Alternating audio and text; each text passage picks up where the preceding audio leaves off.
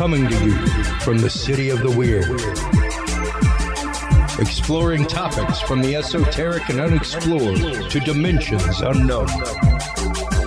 Shining a light of truth on the darkest corners of our reality. Welcome to the Curious Realm.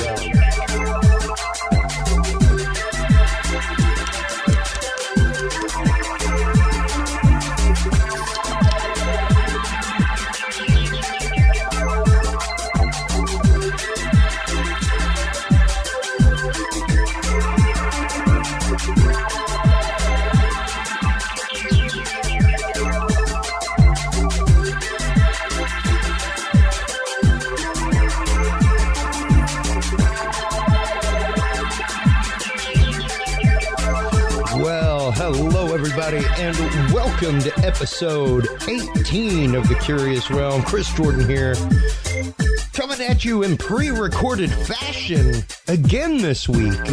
Sorry for all the pre-recorded episodes, folks, but my industry has rebooted, and as of now, I am still at least on the road 1 week a month for, well, my career as a live AV technician, things like that. But in addition to that, boy, howdy, am I excited for the fact that we are everywhere that you want to be, folks, when it comes to events.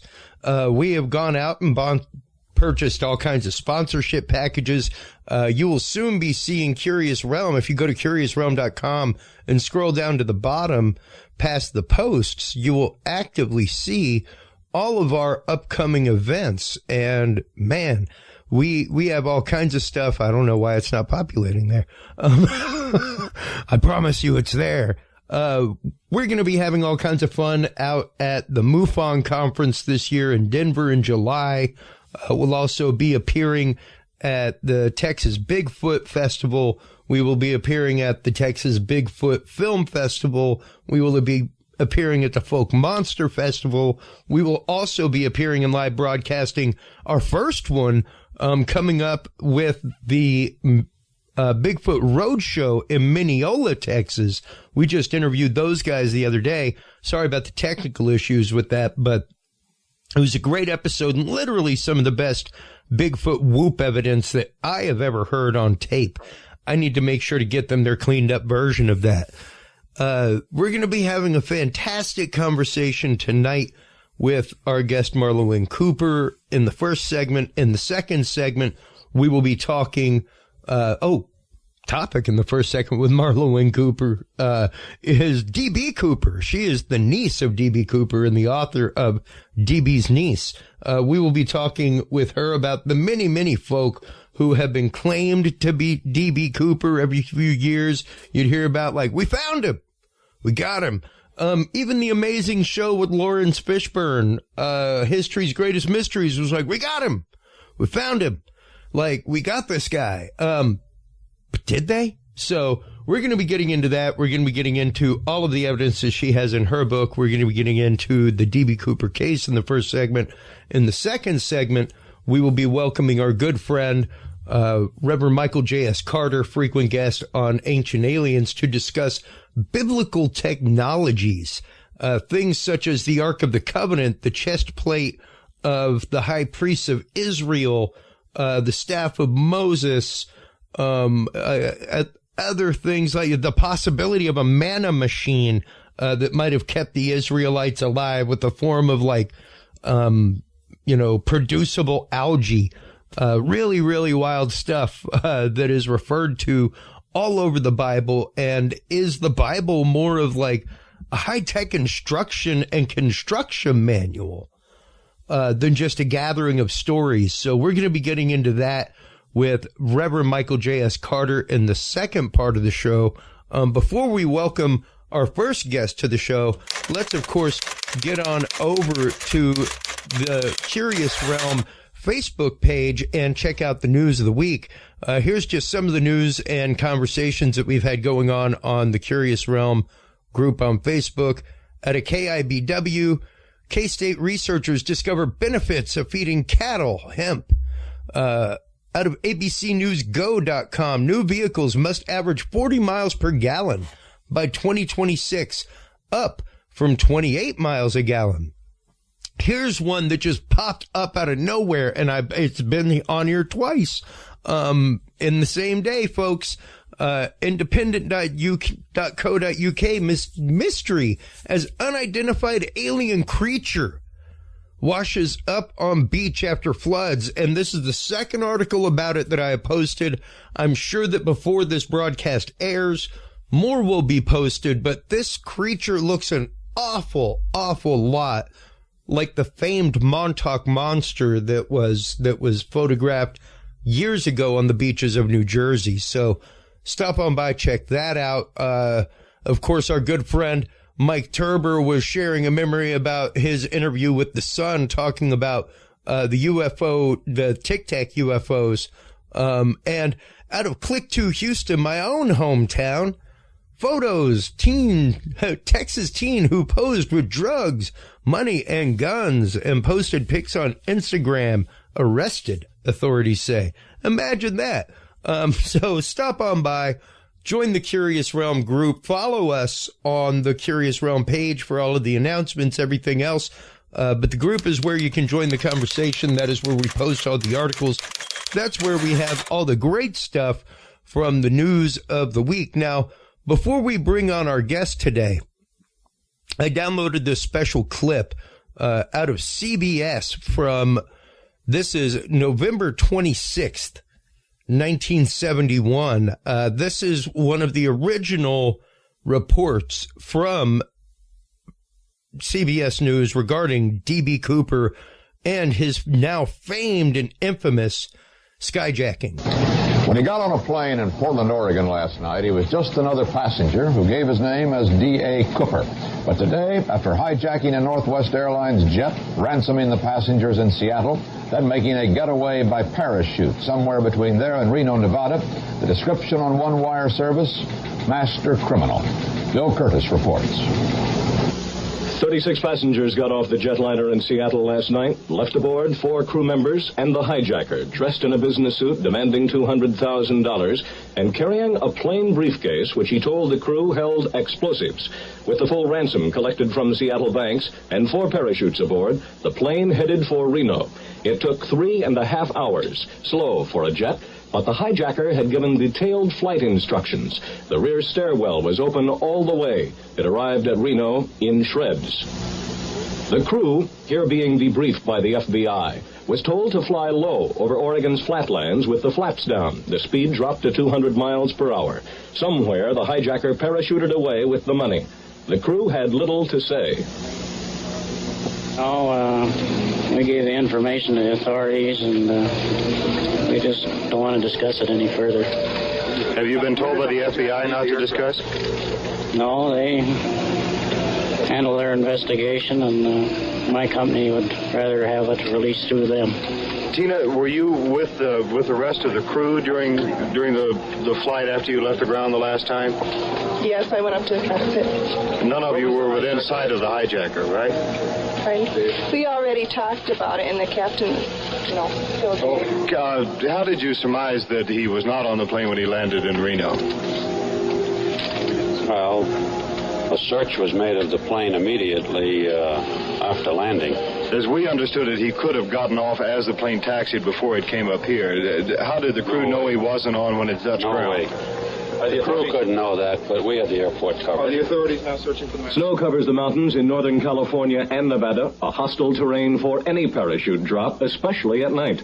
Police believe he left the 727 in the flatlands of Oregon or Washington, but they are still looking in 4 states, even around the airport.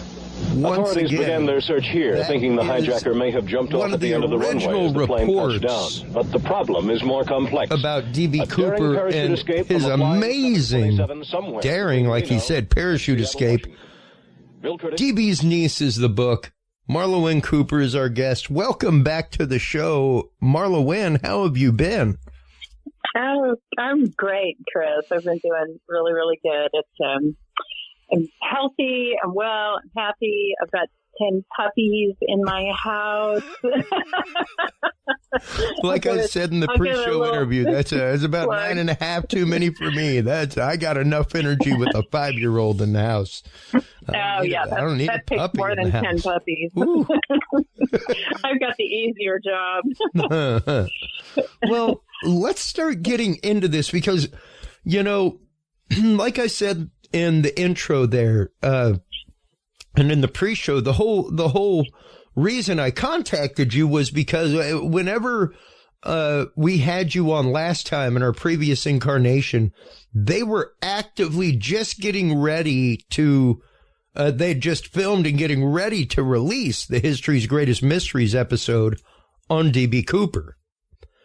And amazingly enough, despite having this, you know, former agent who'd interviewed this guy and gone through all kinds of things, and hey, everything seemed to match up. Like, he worked at a Boeing facility at one point and all kinds of things.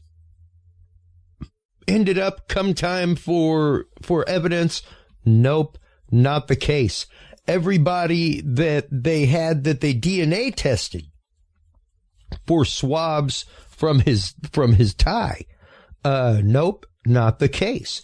So once again, I still find your story to be the most credible one out of all the stories that I've read. And D.B. Cooper has been one of those, like, just quiet things that I love reading about. You know, like he is literally the one that got away. Like, he's one of the only skyjackings out there, much less unsolved.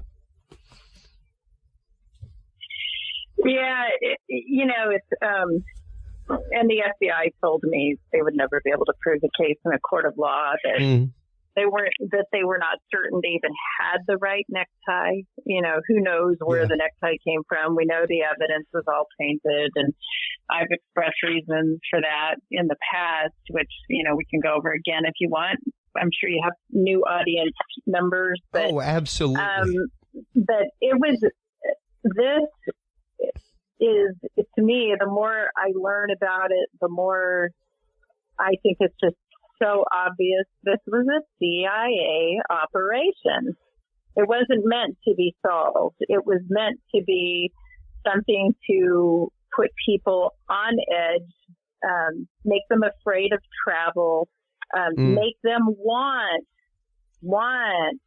airport security, make them want to have to show their ID, have to prove who they are. We have always exchanged our anonymity for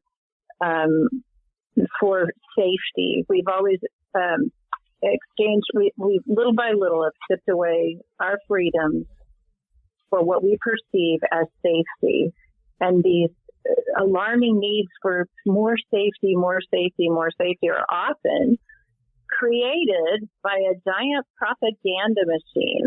And even just listening to that clip just now, I was like, it even sounds like a propaganda. Oh yeah. It totally sounds like after that they're going to play the cartoon than the movie. Yeah, you know? Exactly. Like you know, and here come the boys in blue now. Exactly. And, you know, I mean, you look at even, I was not a conspiracy theorist. I mocked people like that growing up. You know, my dad I thought he was a crazy conspiracy theorist. I mean, we laughed at him about the things that he would say, the things he would tell us, the things that he believed. And, you know, now I know he was trying to break through to me.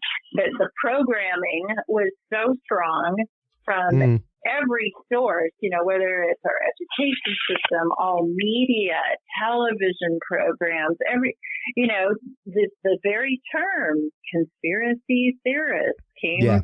It was coined by the CIA that anybody questioning the official narrative of the JFK assassination would be marginalized and labeled as a conspiracy theorist.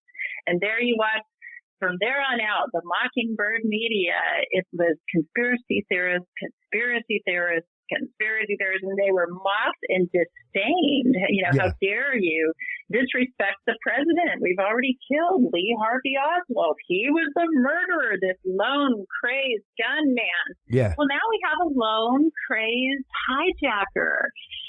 No, he was not a lone, crazed hijacker. He was part of a CIA operation, a greater operation, that was first presented to Kennedy under Operation Northwoods. The Joint Chiefs of Staff had agreed upon this false flag operation that would justify us getting into a war with Cuba. And President Kennedy wanted nothing to do with that. And, you can go back and watch video clips of him talking about the secret society that is, ruling our, we will never be controlled by these secret society. We will never tolerate it. Well, guess what? They kill him. So yeah, those secret societies, those covert operations, whatever, carried on through Gladio A and B. And, we're still living, I believe we're still living in the Gladio era. And those false flag operations just continue to plague us. It's really astonishing to me that people can't see it. It's like there's such a pattern to all of it. It becomes so obvious once you realize what the pattern is.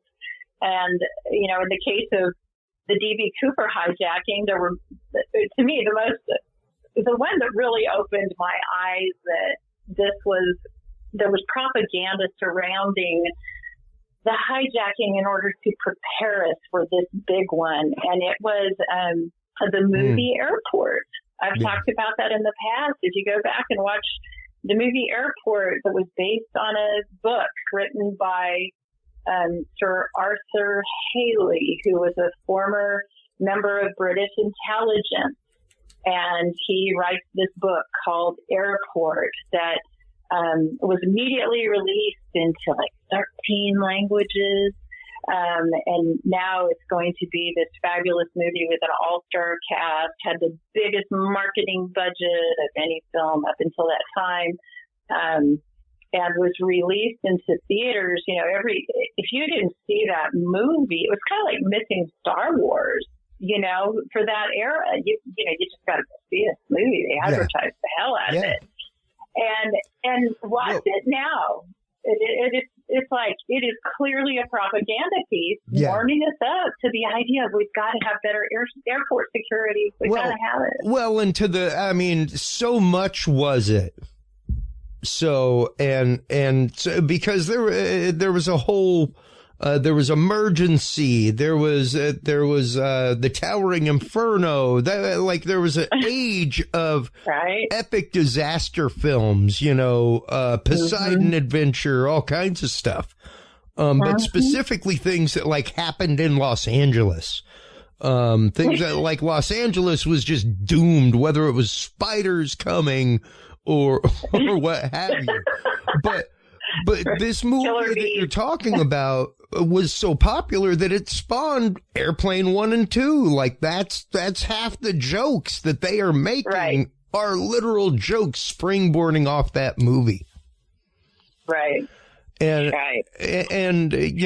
let's go ahead and start getting into, because before we get into that, before we get into the concept of false flag, before we get into the concept of the bank where D.B. Cooper got his money from and it being a front for CIA money, let's get into your uncle and your uncle's known involvement with things like Operation Phoenix, Skyhook, all these other projects, and his involvement in the military, the things that your dad was saying that he used to talk about. Stuff like that. Well, what I remember is, my uncles and my dad talking about, there were many conversations about skydiving. There were hushed conversations about spaceships, aliens, things like that, and it was really I guess as a kid, and still now, it's probably unleashed again in my life, that I was incredibly intuitive. They used to say, Marla has the SP, and it was kind of like a family thing. It was just weird what would come out of my mouth. I would have knowledge of things that I shouldn't have known about as a little kid, but I had understanding of things that it was not naturally taught, so I don't know where that came from, why that was, but I was literally privy to a lot of conversations. Now, details of some of the conversations are really clear. Others are not. I do remember them talking about secret operations and money that, they earned. Two of my uncles, the two who were performing, who were involved with the hijacking, one of them I know was a bagman for the mob in Sacramento, and they were both living in Sacramento at the time. And my dad told me, they were both involved in this, but it had to do with their military careers. So that just all seemed weird. Well, later I learned that it's all the mob activities that fund black ops. It's not part of the federal budget. It's not part of the official DOD budget that we have these operations that are black. They're not part of anybody's official military record. So if you go look up my uncle's military record, it has nothing to do with, special forces of any kind. Where I got that information as an adult came as, through a retired general who knew him, who explained to me that my uncle ran a supply operation during the Cold War years. And he said, he was known by a code name, Linus. And I only knew that because I met someone who knew my uncle, had served with him. They both worked for Air America, which was the CIA, right? And so he had told me that he had given him the name Linus. And when he said it, it's like these memories just came flooding of, when they were planning the hijacking and had their walkie-talkies out in the woods. And my Uncle Dewey was calling LB Linus. And so Linus became this key component to me learning what was the truth of his military background. And, there have been people, one person in particular who served with my uncle who knew him and just remembers what a badass he was. He was like, he was in for a long time. He was like this old soldier at the time, just this young man who was 18 at the time, and my uncle was in his mid-30s. And he said, he was much older than the rest of us, and we just looked up to him like he was some kind of a deity. And that really was kind of how I saw him too. Like as a kid, there was something extra special about my Uncle LD. He was the one that, my family, my mother would remember as being crazy and out of his mind and all of this stuff. But I was like, he was the most special, and I just felt like I had some kind of psychic connection to him, I guess. The rest of my dad's brothers took a far second to him. So maybe I was just enchanted by his toughness, that was kind of subversive. It's not like he didn't go around acting like a tough guy, but you knew he was a tough guy, Yep. Interesting times, but you asked about, there was something you said in the intro, you hear these theories, they've got these theories of this person, that person, and we're going to prove who it was. And I think I mentioned to you on the last one, I had become friends with Bob Rackstraw. Bob Rackstraw was the target of the History Channel documentary that was, funded by Tom Colbert, who was the guy who did the Joey Buttafuoco investigation, and he made a fortune doing that. And then he had this team of 22 ex-CIA, ex-FBI guys, and all of his sleuths doing all this investigation. And for 5 years, they stalked Bob Rackstraw. And then the History Channel does this documentary. We're going to have this big reveal. The D.B. Cooper case may be solved and all of this stuff. Yeah. And this was when I had, encountered the general who actually was interviewed by the History Channel, the people who were doing the production, who were fired at the end. Everybody was fired from that project, and the History Channel brings in their own people to do the final edit and put out the finished 4-hour documentary that at the very end, you have Tina Mucklow, and I can't remember the co-pilot's name, Scott. They're on there at the end, and they finally say, no, this guy's definitely not it. He's not D.B. Cooper. Tom Colbert's out there still trying to prove Bob Rackstraw was the hijacker. And literally, he ruined Bob Rackstraw's life. And, kind of a long, convoluted way of getting to there. But Bob Rackstraw and I became friends. Bob died a couple of years ago. The summer will be 2 years since he died. And he had, all kinds of evidence, all kinds of files, stuff he wanted to share with me. But he kept it close to his chest. He's like, when we can meet face to face, I've got so many thousands of pages from this FOIA that we can go over what is in the files of the investigation, and I'll tell you things I know.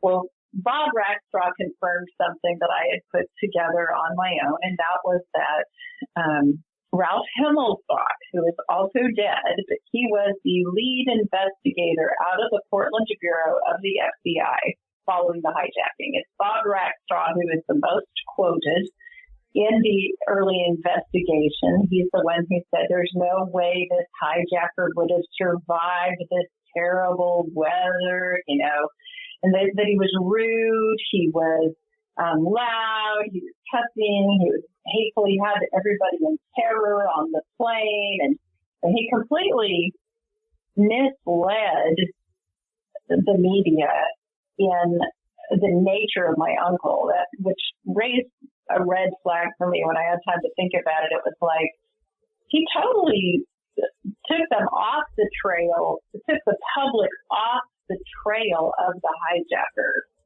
by making these statements, by describing somebody completely different from what my uncle's nature was, which was that he was very quiet. He was very soft-spoken. He wasn't the one drawing attention to himself ever. And he, I think that, and to me, it was like, he was probably hiding him. He was probably involved somehow. I knew that Ralph Himmelsbach had been the handler or the commanding officer, non-commissioned officer in charge of another operative, Jerry. I can't remember Jerry's last name now, but he's been involved in that citizen sleuth group, and he's really suffers. He's very bipolar, Jerry is. And anyway, Ralph had been his commanding officer, and I thought, I wonder if he knew my uncle, if he could have been his handler, if he was, and then it was like, it had to be, if you wanted, if you're my compadre, and now I'm assigned to investigate you, and I'm the one releasing information to the public about you, I'm not going to say, Chris Jordan, here's where he lives. Yeah. This is what he looks like. And, no, I'm going to say, I don't know where that guy is. He's got to be, he's got to be dead. There's no way he would have survived the jump. And that's exactly what Ralph did. So I had asked Bob, I said, who Ralph Himmelsbach is, right? And he said, oh, yeah. And I go, and so he was the lead investigator. Oh, yeah, yeah. He goes, and he worked with your uncle. And I went, what? I said, that's what I thought. I said, have we talked about this? He goes, no. I said, how do you know this? And he said, well, I have my sources, my dear, and I can't, this is how Bob talks, and I can't talk to you about that right now. But when we can meet face to face, I'll tell you more about it. Well, I did meet him face to face. He told me no more about it, but just that, things were not as they seemed with, the whole investigation.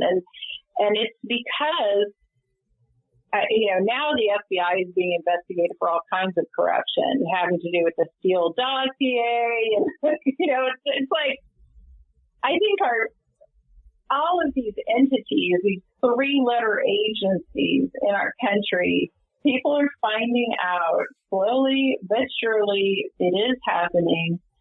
They were not our friends. They were not here protecting us. They've protected criminals. And I don't mean that as an insult to the agents I dealt with. I think, as Scott those Billings, that have served honorably. Absolutely. But they're getting their orders from somebody above them who's getting their orders from somebody above them. And there's, multiple layers of people putting, basically those guys are the pawns in a big old game. And, they're held in check of keeping secrets and being, operating in integrity and following orders and not questioning authorities. Those are the guys who get targeted for those special agent positions. They are the people who will not question authority. And, I think that was true of the investigators I worked with, the agents I worked with that, dealt with me. I think that those guys were legitimately trying to solve a mystery.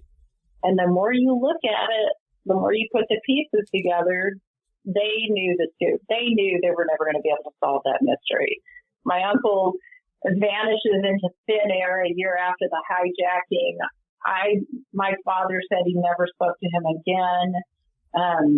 And then come to find out he's married someone who works in the FBI field office where all of the evidence had been taken from the plane. So, I'm like, well, of course there's not going to be any evidence left. When the evidence went from Reno, Nevada and from Portland to Seattle following 9/11, when all of the agencies had to consolidate, had to share information with each other, it was the Seattle field office that got all of the physical evidence. All the case files from the NORJAC investigation went to Seattle, and virtually all of the physical evidence was missing from that file. The cigarette butts were gone. The glasses that he'd been drinking from were never found. There's very limited, physical evidence. And Curtis Ing, who was the investigator in charge of, or the agent in charge of the D.B. Cooper case that I dealt with primarily, told me that, none of it. They weren't sure if they had DNA from the hijacker. That what they had was a partial sample of DNA from the hijacker that was mixed with something else. It was like, they don't have DNA from the hijacker. Why are we even bothering with DNA testing? They're just going through protocols. So it'll never be solved officially in the public's eye. But I was in Portland. I stayed in Portland, but was at an event. It was the 50th anniversary of the hijacking, and Eric Ellis. Eric? That's not right. Eric Eulis was the one who put on the event, and he has this special on HBO all about D.B. Cooper and whatever. And I hate to say it, he's just a pretty boy, kind of a popcorn head, doesn't believe in conspiracy. And it's like, okay, fine. You just, you kind of tainted yourself by not being open that there's a conspiracy here.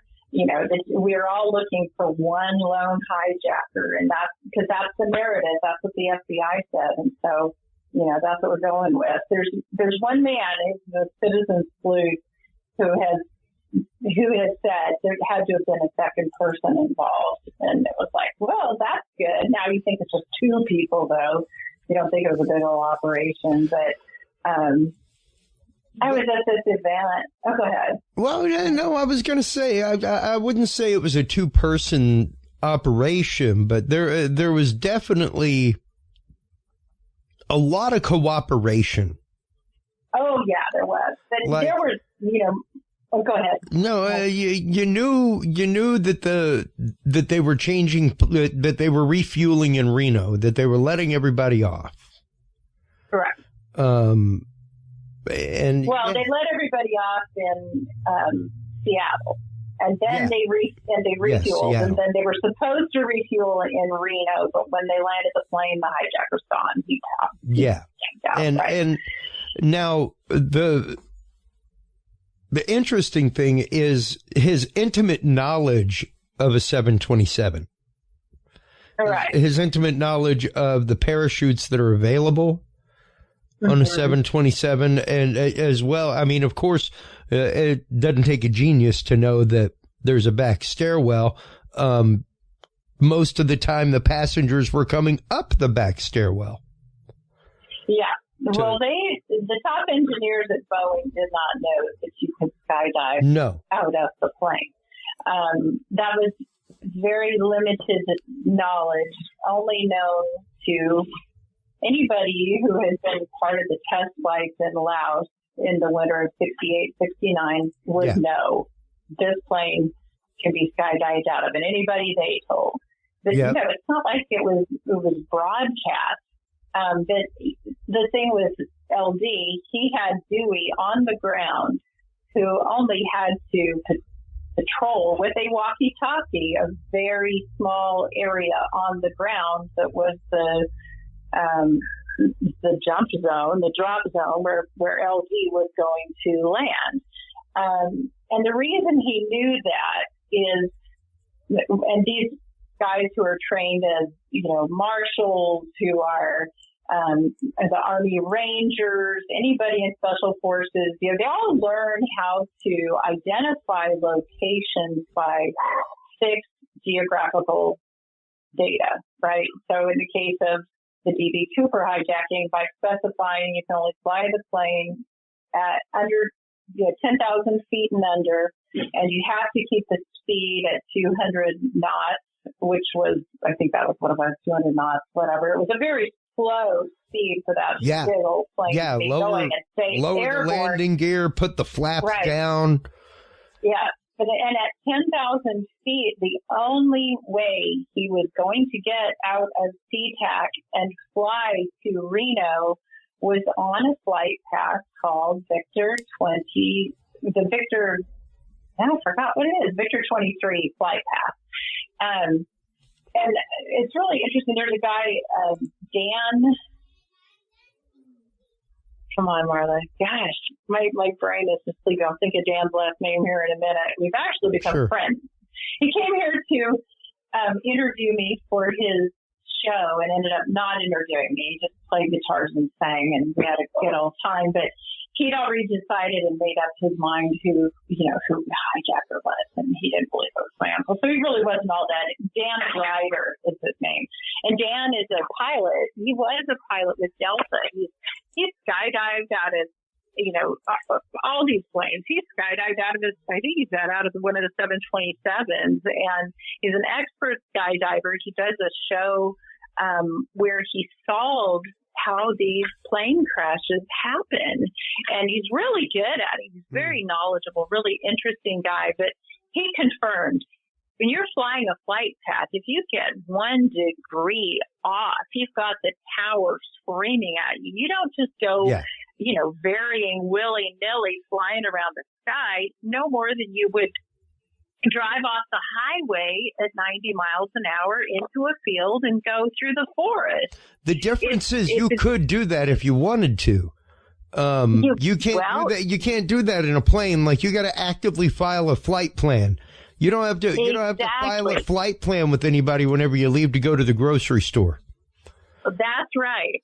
And when you're flying that flight path, if you vary off of that path by as much as 1 degree. I think he said 1/100th of a degree or something. It's very small variable in there.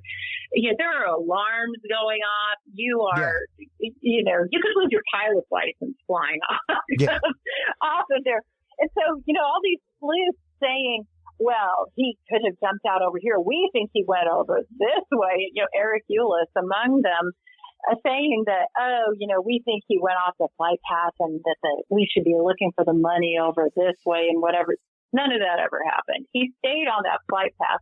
And as, someone who was trained as a surveyor, as someone who was trained in special forces, my uncle knew, both uncles knew, at a point on that Victor 23 flight path, because if you'd been in any plane, any commuter plane flying back and forth, and they had gone skydiving out of, I think it's Snohomish that has this skydiving place that my uncles were at all the time. According to my mother, like every weekend, they were out there skydiving out of a private plane. They were practicing where the jump was going to happen, where at that time, the peak of Mount St. Helens and Mount Rainier would line up like you were sighting a rifle. And when that happened, was at exactly the same time there's a sharp hook in the Victor 23 flight path.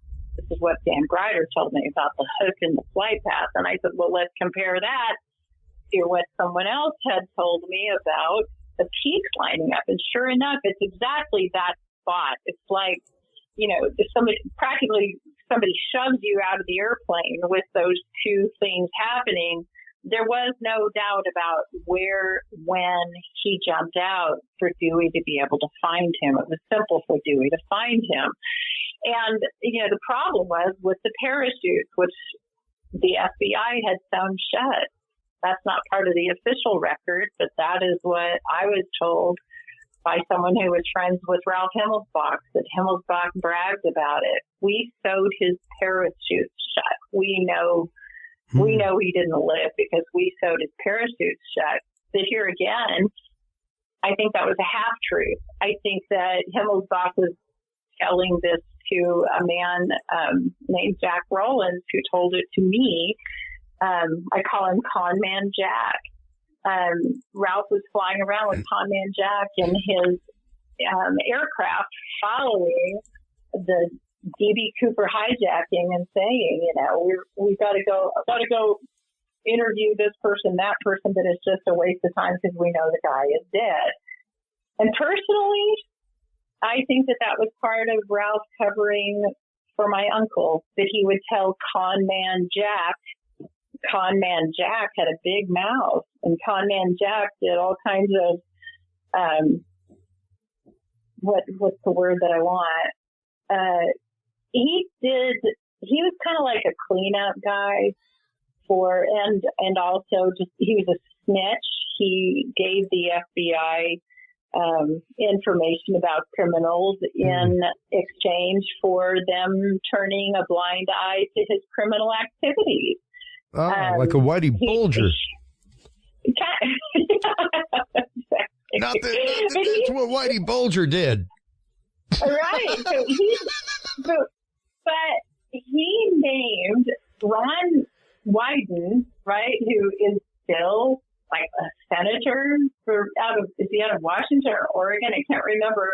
But he named him as one of the guys that he's done some dirty job for. He's like, yeah, his house burned down because he needed to collect on insurance. Or his car, I blew up his car. I drove his car off the, whatever. It was like he did dirty work for these politicians, these monsters, whatever, so they could collect insurance, so they could do this or that, or, pay off, some blackmail that was happening. I mean, he had all kinds of crazy stories like that. And anyway, I think that Ralph Himmelsbach told loudmouth Jack Rowland, we know the guy's dead because we sewed his parachute shut, so that Jack Rowland would tell everybody the hijacker's dead, because probably my uncle was a compromised asset. And, all those other hijackings that happened in that same era that I believe were all part of Gladio, these other suspects, I think that they performed the same type of hijacking, only they weren't extorting money. And so there was no, big press release. That was kind of the icing on the cake. They were trying to get people outraged for these hijackings because here we are in this economy that's horrible. You can't get gas. You can't, like it is right now, right? Yeah. And the gas lines were like a mile long. You wait in line for a mile to get gas. I remember these things. And anyway, the public was supposed to be outraged that this hijacker got away with that money, but instead they were like, "Yeah, stick it to the man." He was a celebrity. He wasn't, America's most wanted, the evil doer. No matter how much the press tried to convince you of that, I think people were really they saw him more as a hero. Yeah, he remained on the most wanted list until they closed the case. That's right. And once again, one of the only actual unsolved cases that the FBI has, much less the only unsolved skyjacking. That's right. It's the only unsolved skyjacking. But apparently Curtis Ng didn't only tell me they knew my uncle was the hijacker. He told it to all of us citizen sleuths. And they pretty much dismissed it. They said, no, we're going to keep looking. We're going to keep looking for evidence. And, they keep going back to the necktie. And now they're, they need a couple $100,000 to do this other test and blah, blah, blah. Yeah. It's like, you guys just can't accept what the FBI really, maybe they know something you don't know. You can't accept that my uncle, that blew my mind. And the other thing that really got me was, I've shared this with you before. You used to be able to go on this website this guy Sluggo had, and it was called Sluggo's Norjack something or other. And he had all of the flight transcripts on there. And there's reel after reel of flight transcripts.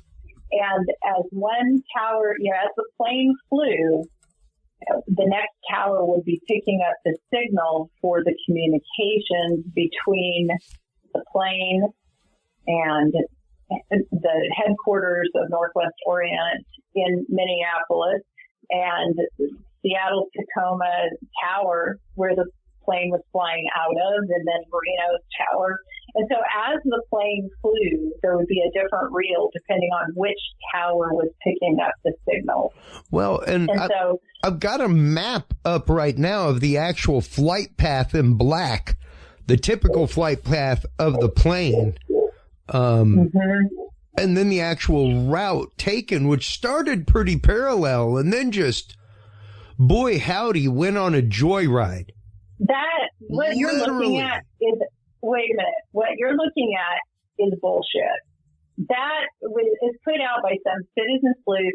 That is bullshit. Okay. I'm here to tell you they stayed on the Victor 23 flight path. And there is an old map of that, oh gosh, I think his last name is Scott Radixak. He was the navigator, I believe, on the plane.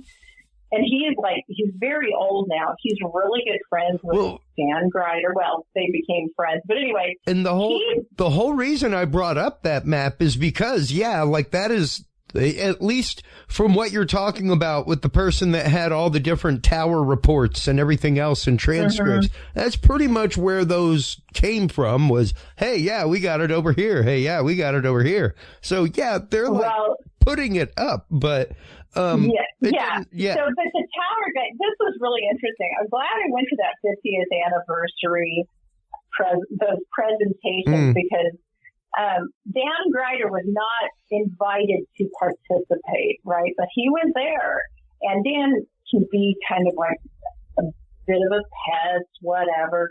but he knows his shit when it comes to commercial airlines. He was a Delta pilot for like 35 years, something like that. And then they had somebody who was on the panel of the flight path who was a tower operator. And the guy said, yeah, he was kind of reinforcing what these citizen sleuths were saying, which was he was way off. He was way off the path, whatever. Well, Dan interrogated the guy. He got up there and questioned him, and pretty much, to me, he annihilated his belief. He was like, okay, so you only had about 18 miles of that entire journey that you were able to hear. You had how many minutes of that flight that you heard the dialogue, and you're basing this belief on this. Have you ever flown a plane? Have you ever, kind of really exposed that it was idiocy to think that they had flown anything but the Victor 23 flight path. And there is, if you search the Victor 23 flight paths on Google Images, you can find a map, an old 1971 map, where whichever one of the guys in the crew, I don't remember if it was Scott or Raddick, whatever, and Raddick, I can't say his last name. One of them actually drew out on the map the path they took, and along the Victor 23. He said, this is where we flew the plane. It was just like this, and he still had the drawing when Dan Grider went to his house and was asking him about it. He said, yeah, I still got it right here. Here's what I drew out for them. And so I would say some people have, I don't even know why the flight path is really in question, because they're saying the whole, or maybe he veered off this way or that, but the Navy-backed NB-6 parachute would have dropped him straight down out of the plane, no matter what what the weather conditions were. Whether he got hung up in spotty tree coverage is debatable. I think that he had a problem with the chute, and that's why he was so injured. But at 10,000 people have survived drops from 10,000 feet when they had no parachute, if they got caught in the tree cover and stuff. Yeah. So I know for a fact that he survived, but anyway, what is interesting though is from Sluggo's website, and I couldn't find it. I tried to pull this up before, and even I didn't realize I couldn't find it either. When I published, Sluggo's site is gone, but most of those citizen sleuths had never read the flight transcript, and they used to be up on the FBI website as well as on Sluggo's website, and now they're not. And maybe it's because I've said it too many times. And even in my own book, this is so weird, I had a screenshot of the flight transcript where it's cut, where there was communication from Seattle to Seattle from Northwest Orient headquarters in Minneapolis, cautioning the courier who was taking the money and the parachutes to the plane that they needed to make sure the courier was not wearing a uniform. And it said, our friend has a previous arrest record for drunkenness, and we don't want him to think the courier is a cop. That was in the flight transcript. And then there was a clear cut. You could see the shape, like if you're looking at a typed page, and then you chop part of it out in the middle and you don't perfectly line up the text.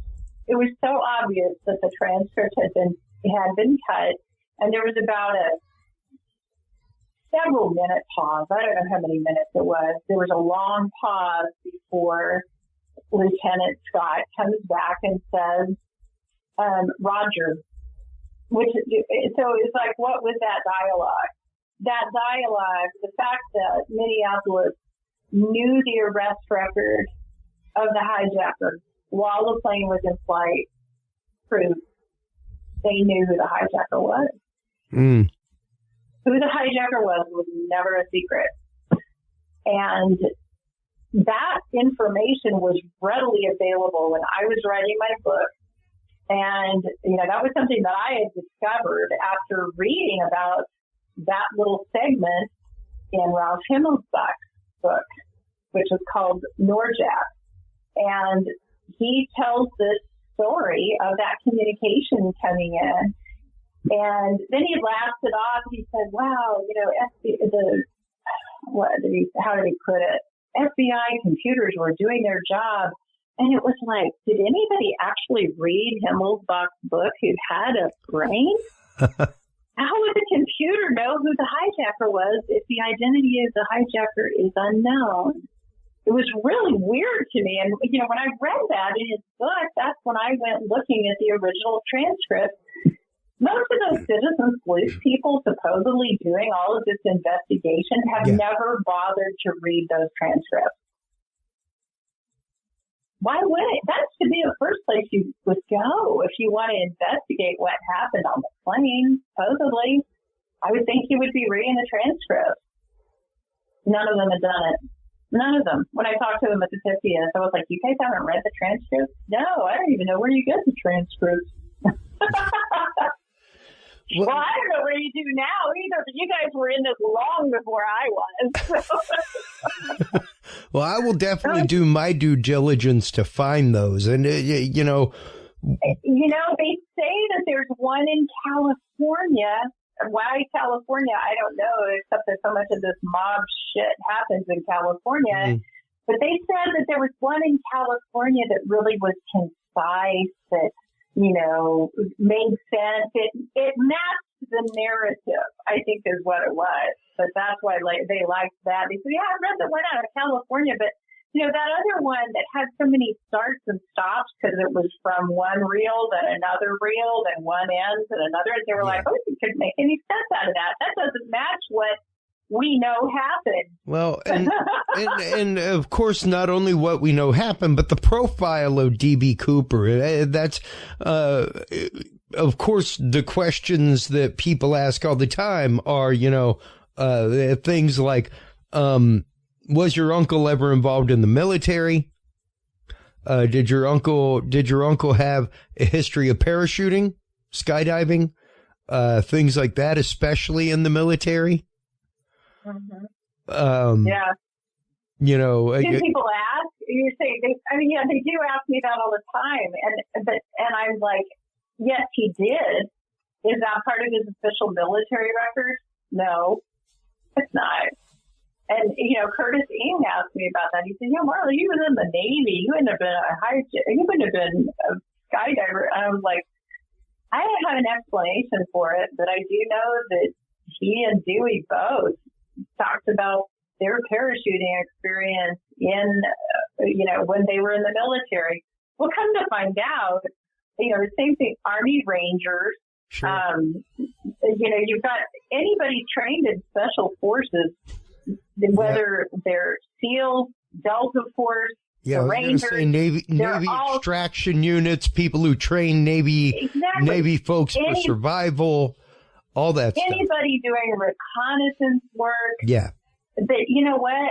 They're not spelling that out there for the public to know who knows how to do what. Like one of the guys who had been he wasn't a compadre, but he was around at the time of the D.B. Cooper hijacking. He worked for BlackRock. Or Blackwater. Yeah, Blackwater. He was he's still an active, and he's an old man. I mean, this guy is in his 70s, and he's like, we're men without names and men without faces.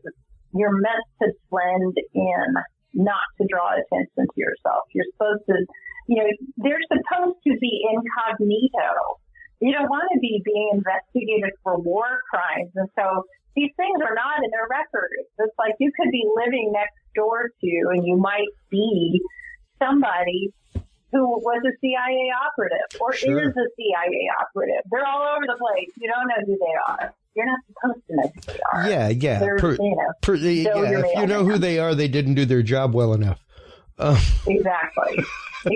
And so, the main reason why I asked the questions about the military history, specifically the military skydiving history, is, of course, the fact that, well, the CIA actively proved through airdrops that you could use the 727 as a delivery platform.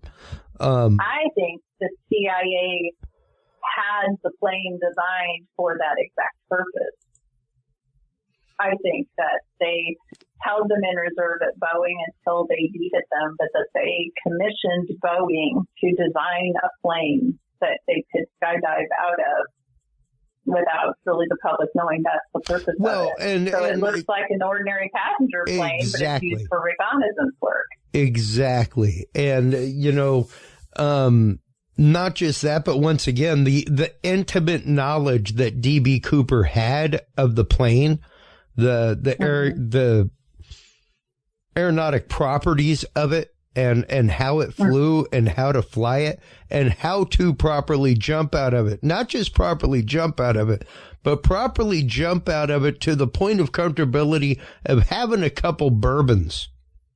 Yeah. Because, hey, you're getting ready to skydive, and that might be one thing, if you're like, hey, yeah, let's hop out of the prop plane at, 8,000 feet, something like that. This ain't no prop plane. No.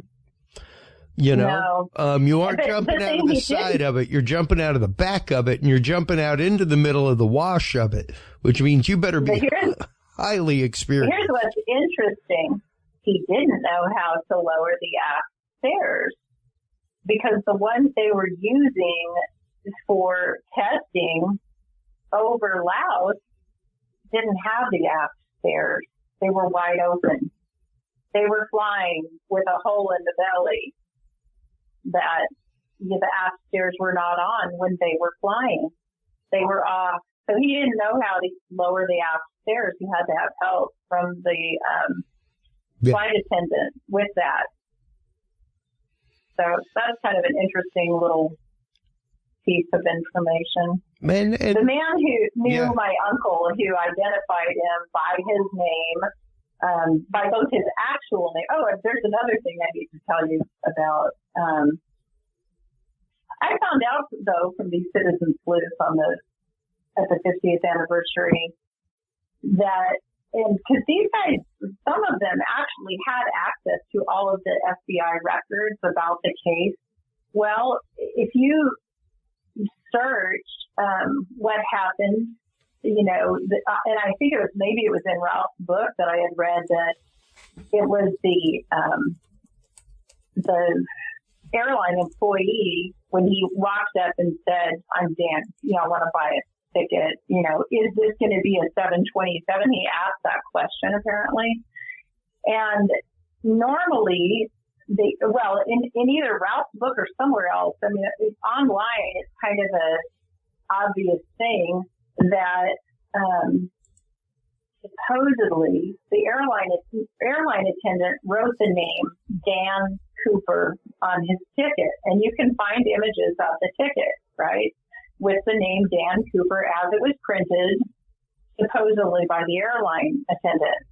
Well, according to what those sleuths who were in the FBI, who got to look at the records and really study the FBI reports, he wrote his own name. And that got me excited because I actually have a photograph of his old suitcase that was still in the duplex where he lived at the time that he died. And I mean, this suitcase looks like it's from 1970 something. And there's still the residue of masking tape on it where he wrote his name, Dan Cooper, or Lynn Cooper. And all you're seeing is his first name, Lynn, is kind of partially removed, but the way he wrote Cooper, it's like it perfectly matches what's on that plane ticket. Perfectly matches. And it's like the FBI didn't even do any kind of handwriting analysis. And the narrative is that he didn't write his own name. Isn't that interesting? Very interesting. I'll send you pictures. And just so you know, folks, I mean, right now, this is not all in the Curious Realm Knowledge Vault yet.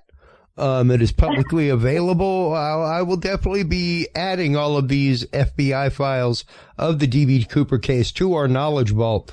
But I'm actively in the FBI vault, which, just so you know, is vault.fbi.gov/D-B-Cooper, capital DBC, folks. And that's where all these PDFs are that I'm showing you about, you know, investigations going as far as Sacramento, unsub, aka Dan Cooper, Northwest Airlines, Flight 305, Portland to Seattle. Like, it's pretty wild. Like, I don't know if I don't know if anything about me is even in those files. I don't think they have released any of my part of the investigation. Yeah. I don't think it's in their vault. Like I said, I will have to deep dive into this, because this is just something that I haven't. I have numerous things about D.B. Cooper, you know, the things like what I played earlier, stuff like that. But just since the investigation has been closed, has this stuff been made public in this way? This stuff came out. Let me see. What does the link say here?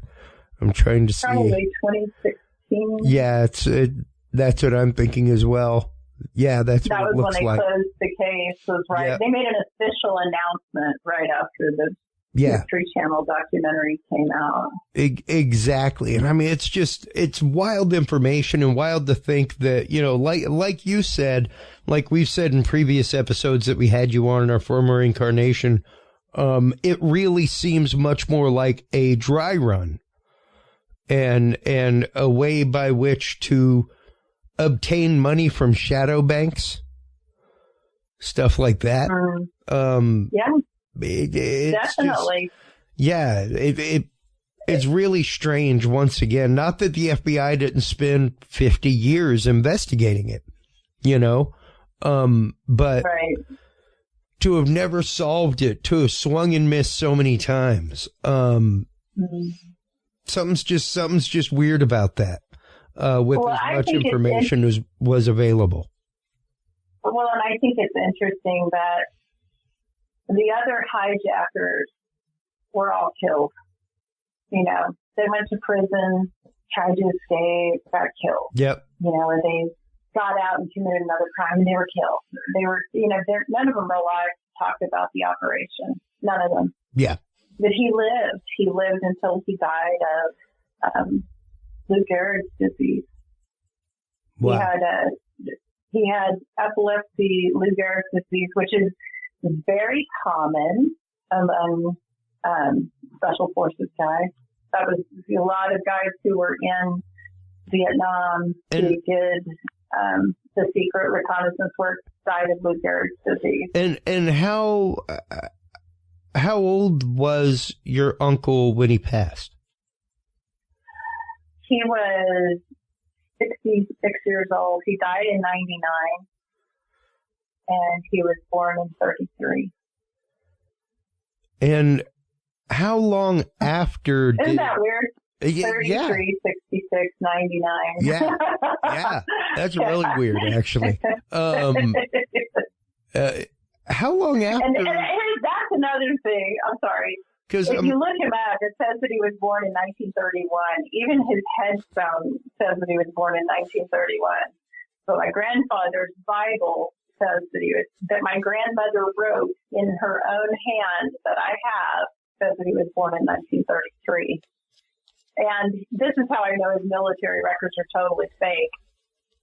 He got, according to his military record, if he would have already been 18 years old when he enlisted, is the point. So why lie? Why lie about your date of birth? He didn't have to, you know, if he was truly 18 years old when he enlisted. And according to his official record, he was more than 18 years old. He was like 20 years old or something when he enlisted. That's not factual. So, yeah. Anyway. Wow. Well, how long after your uncle's death did you decide to compile the information that you have in DB's niece and put that out? Because that's, I mean, once again, an amazing story. Even if not DB Cooper, the story of your uncle and everything put forth in here is absolutely amazing. Once again, after seeing numerous things, after following the story for many, many years, seems like what you lay out with your uncle seems like the most likely to me.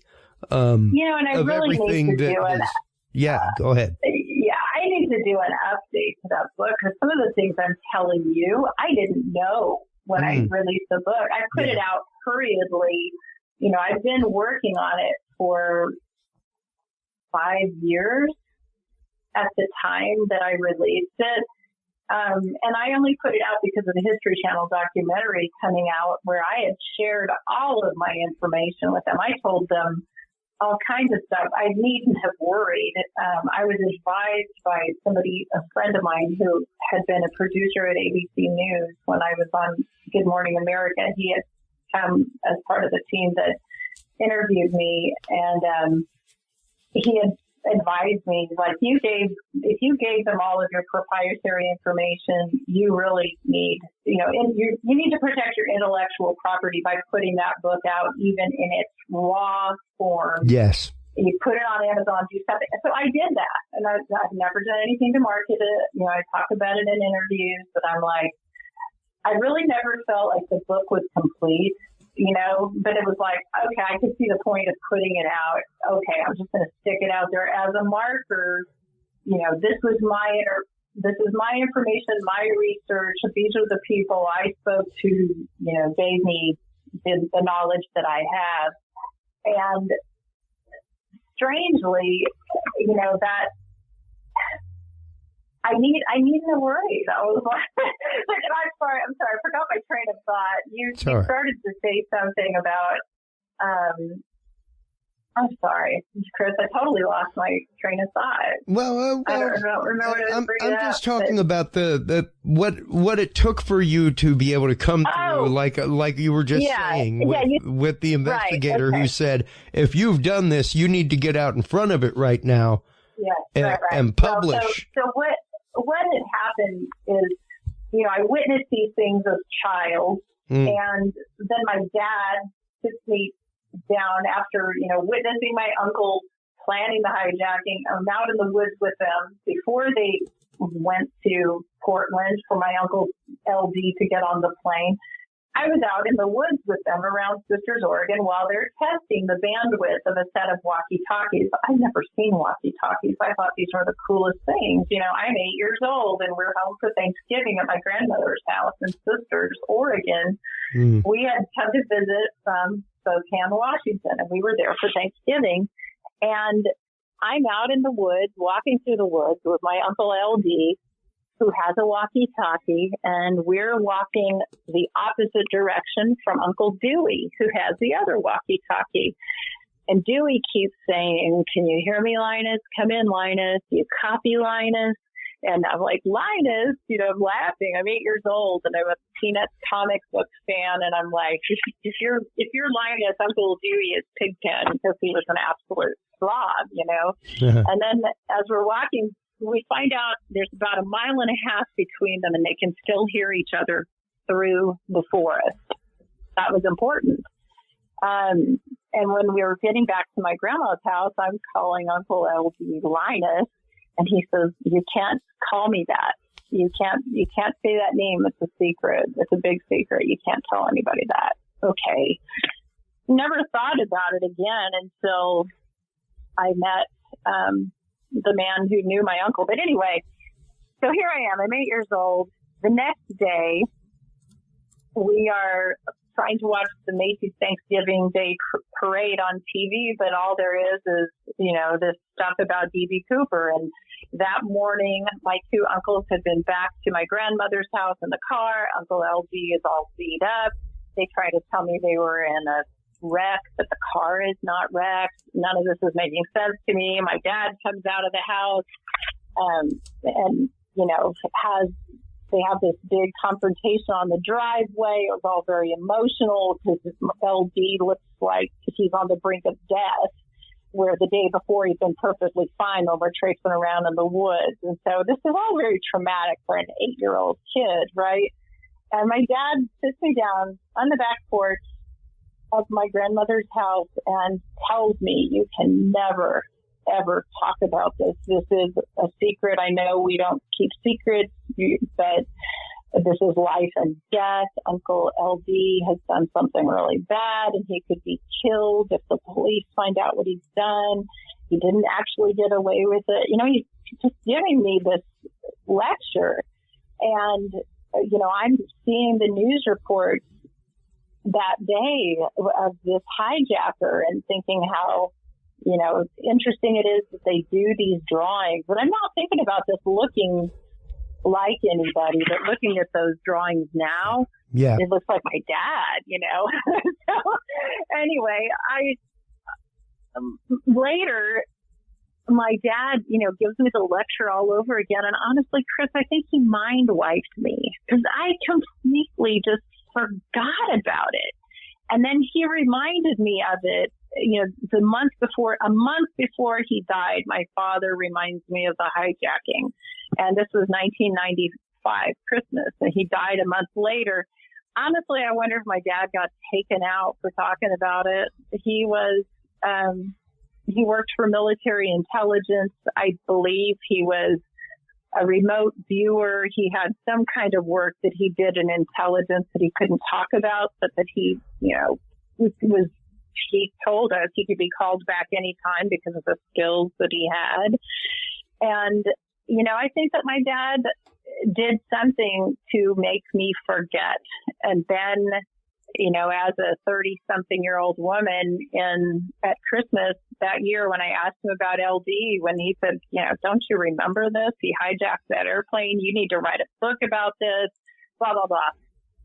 And it's like, I could remember knowing my uncle was a hijacker, but I didn't know anything about D.B. Cooper. I didn't know what he was talking about. He's like, Marla, you got to go research. You got to write a book. You have to do this. Promise me.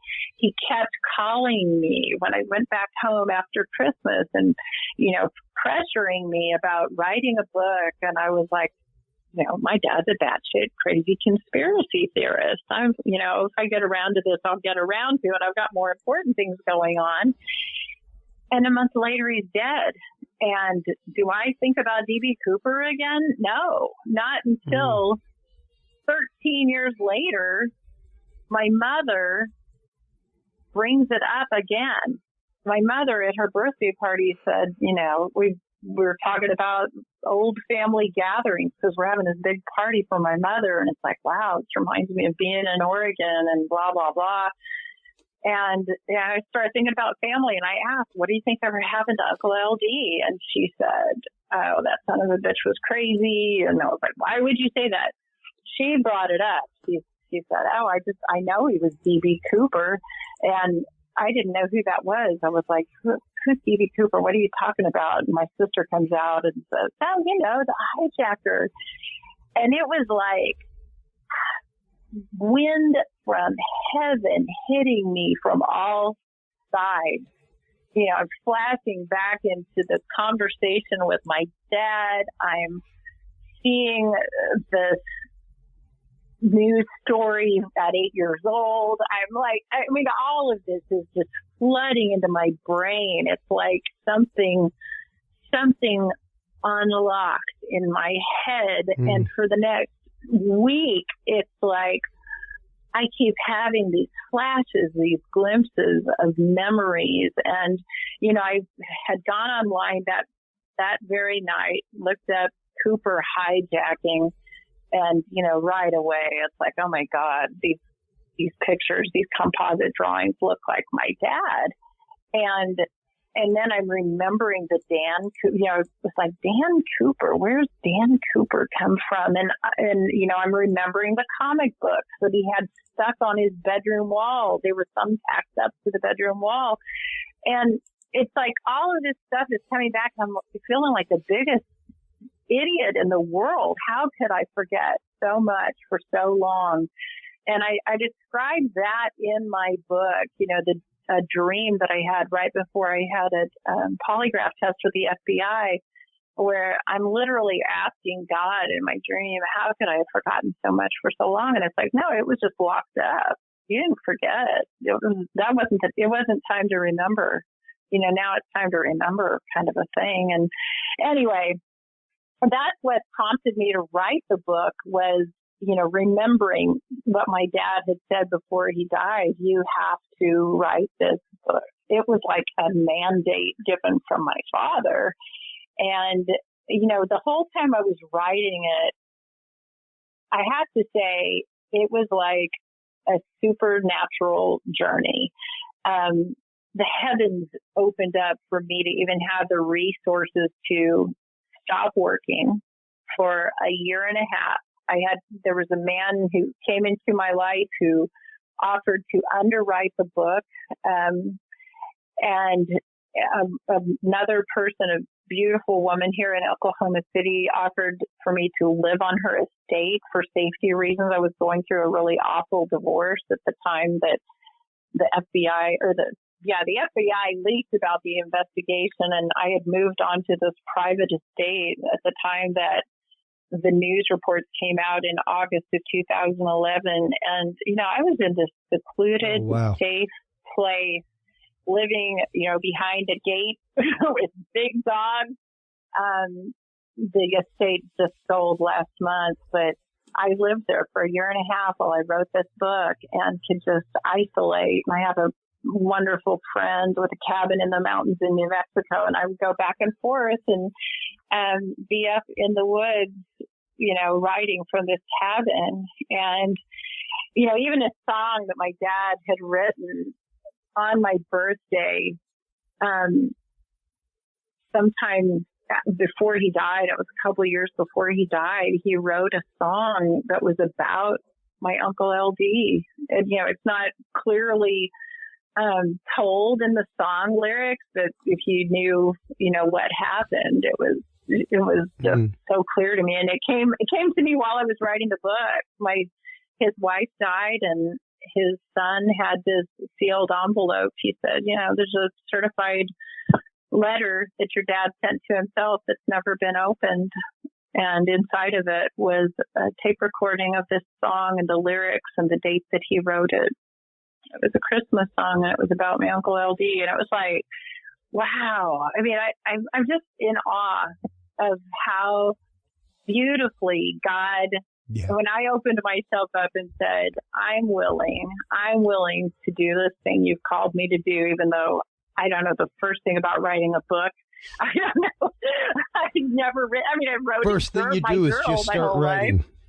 Exactly. And really, it was like I would sit and I would just get in a zone and I would write 10,000 words a day. Wow. On some days. Some days even more than that. I would just it was like I was in a trance, just writing it all. I laud anybody that is willing to put their art out there, willing to put their story out there, especially not only if it's like a story that, you came up with yourself, but if it is a story of your life, and it is a story that much like we say anytime that we talk with experiencers of UFO or other phenomenal things, it is not always in the person's best interest to come forward with a story.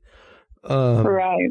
Some of the ridicule that you have received, some of the bad press that you have received. Hey, once again, many people have been like, that story, whatever, FBI just found their guy. Nope. Still no, haven't. They didn't. History's greatest mysteries didn't find him, not the first time and the second time.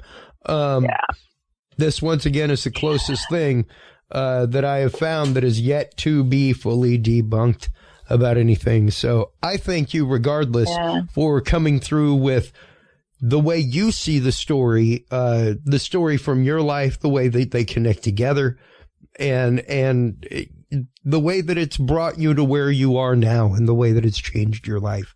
So I thank you for that. I thank you for always coming on the show whenever we've called on you. Thank you so much for all the time that you spent with us this evening. Oh, it's a delight to talk with you, Chris. Thanks for letting me tell the story and not editing it. Absolutely. No. I mean, that's just thanks for not making it fit a different narrative. Well, a lot of people ask me why I don't edit the show, and I'm like, you realize what I could actively make people say? Like, yeah. I could chop things up all kinds of ways. But before we let you go, and ask you to hold the line while we move on to the second guest, tell everybody where they can go. I'm holding my copy of DB's Niece right now. I have it both in physical and in e-form, as I do with most of my guest books. But tell everybody where they can go online other than the Curious Realm store to find that book. Well, I recommend, go to the Curious Realm, of course, and buy it through your link. But Amazon, it's only out on Amazon, and I do recommend downloading the electronic version through Kindle. It's very expensive to print because I have a lot of photographs in there. Yeah. Apparently the one is missing that's supposed to be the flight transcript screenshot. But they print it by order. And so it's very expensive. It's ridiculous. But I think it's $9 to download the ebook. Yeah. And it's DB's Niece, The Story of My Hijacked Life by Marla Wynn Cooper. Well, once again, Marla, thank you as always for your time, for coming on, sharing your story. Please do hold the line while we switch gears and get ready to bring on our good friend, Reverend Michael JS Carter. We'll be right back after this, folks. Hold the line.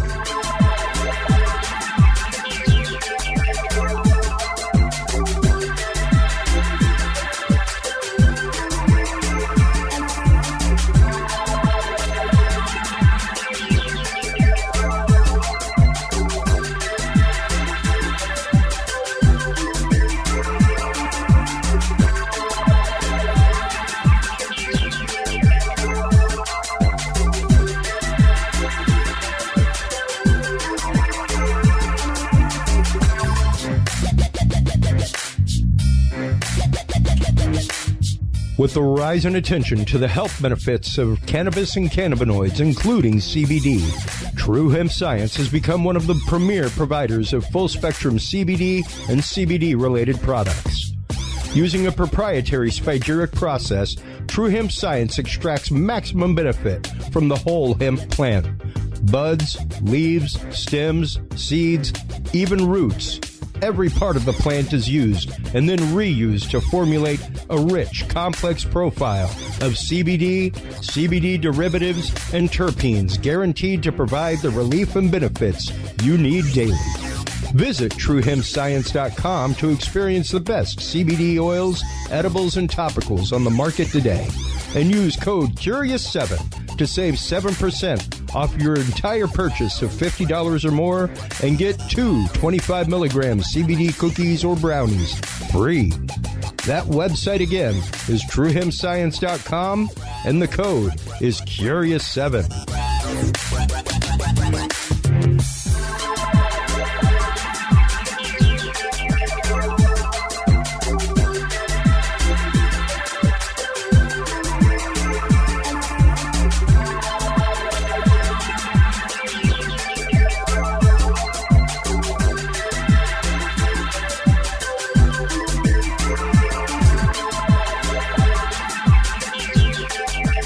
The Curious Realm Podcast is your source for the latest and greatest news and events in the world of the paranormal, esoteric, and forbidden knowledge. And there's no better way to spark the conversation than with items from the Curious Realm store. Choose from fan favorites like hoodies, mouse pads, coffee mugs, and more. Buy books and items from your favorite Curious Realm guests.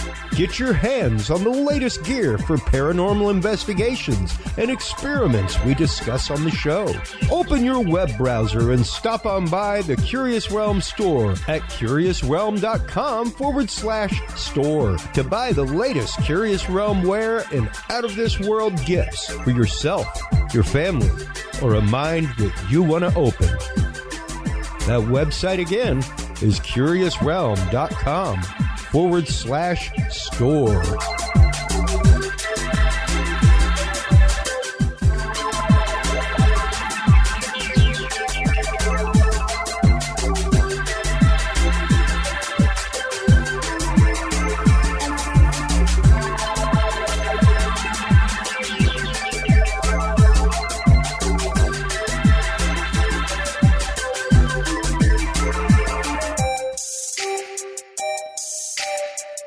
Have you considered starting a podcast?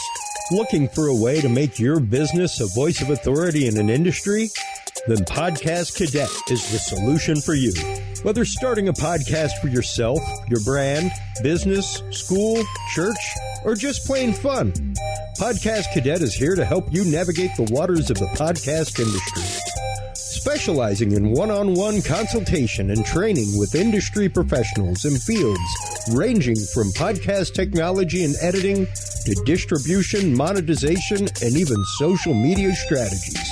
Podcast Cadet tailors their services to the specific needs of you and your podcast.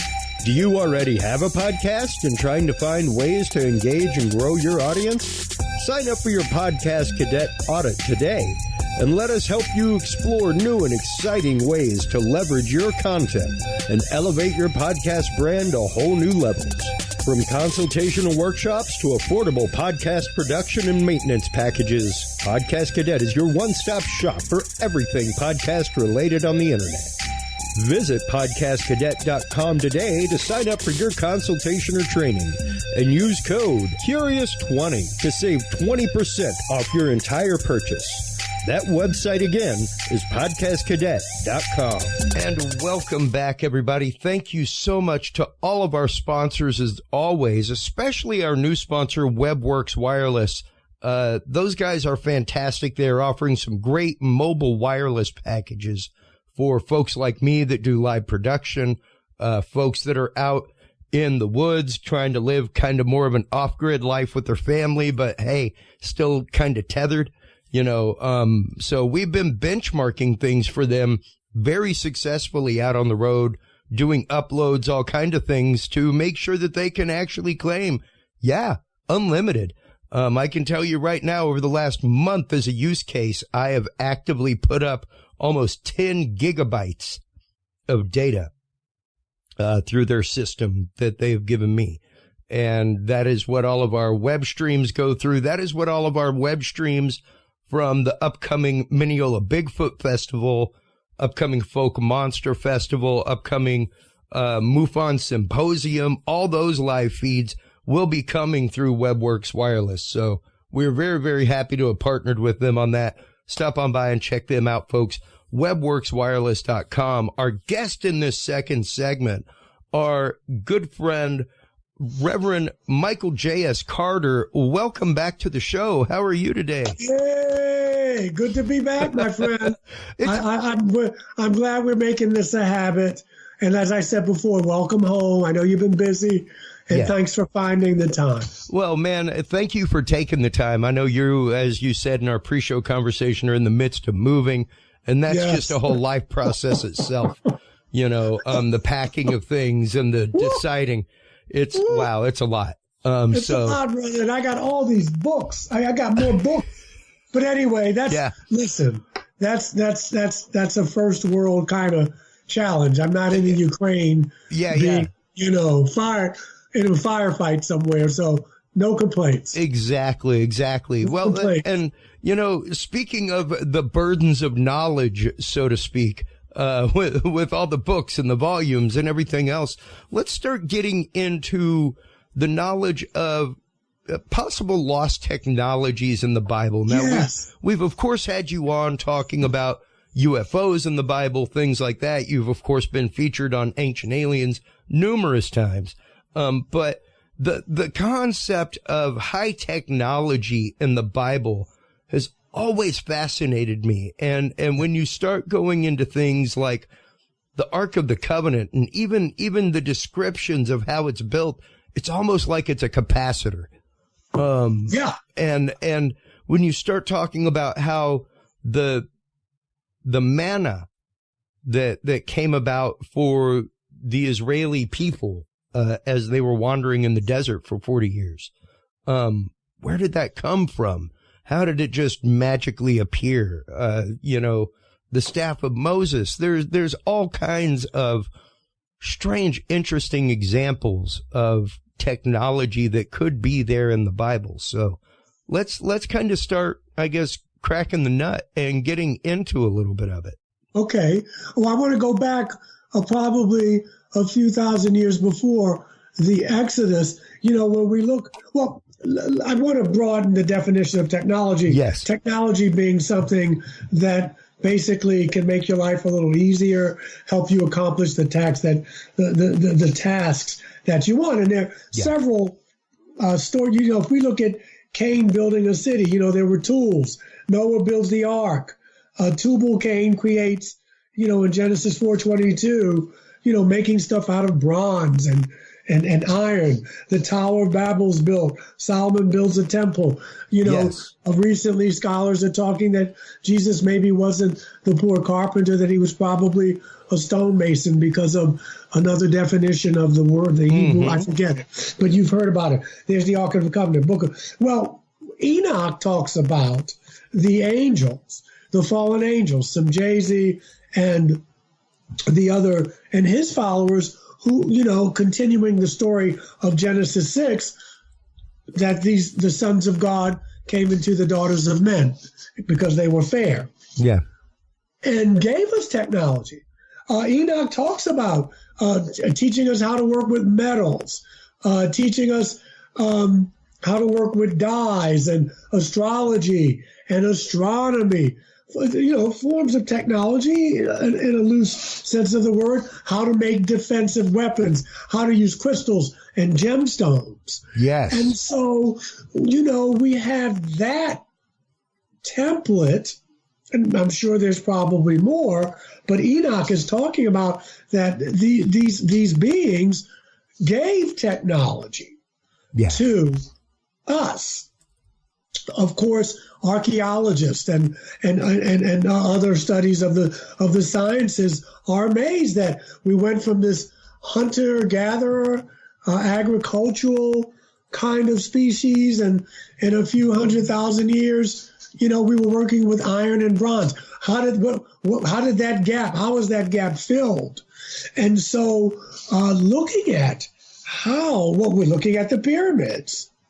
Yeah. Looking at the breastplates of the high priest and what have you. So those are some examples. We know that people had touched the Ark of the Covenant. Beautiful pictures, by the way, with the gemstones and what have you. Some of them died. And of course, to their minds, it was because of the wrath of Yahweh. Some of them may have just been electrocuted. Some of them may have gotten boils and what have you from radiation poisoning. Sure. I mean, the priest had to wear these elaborate kind of gems and robes and what have you. I believe it was to protect them from radiation poisoning.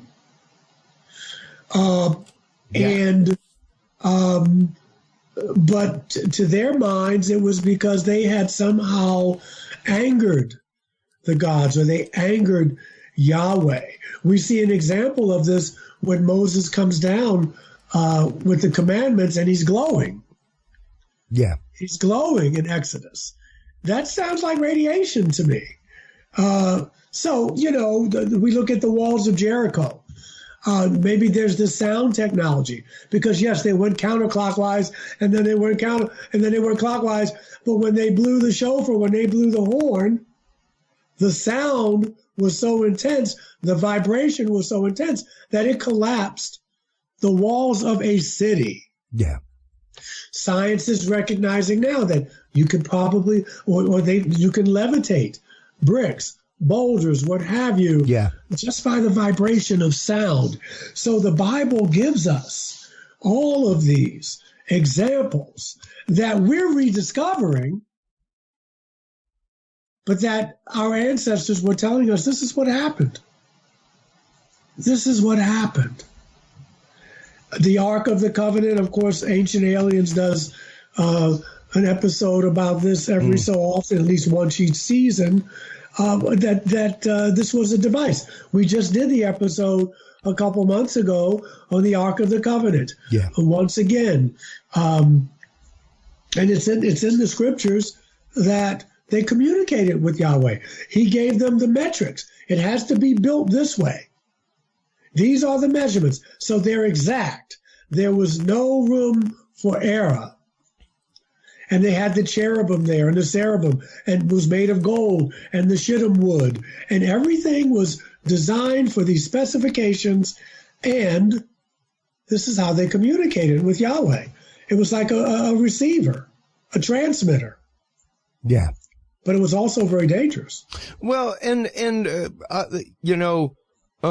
oddly enough, as you mentioned a moment ago, meant to be used in conjunction with. You couldn't just go up and touch the Ark of the Covenant. You couldn't You couldn't even be in its presence without wearing special garment. Yes, the high priest. And you see it today because, not with the technology, but, the robes that the clergy wear that we still wear today. That's carried down from them. Yeah. And we know that the area above the mercy seat between the cherubim were related to the communications between Moses and Aaron and Yahweh.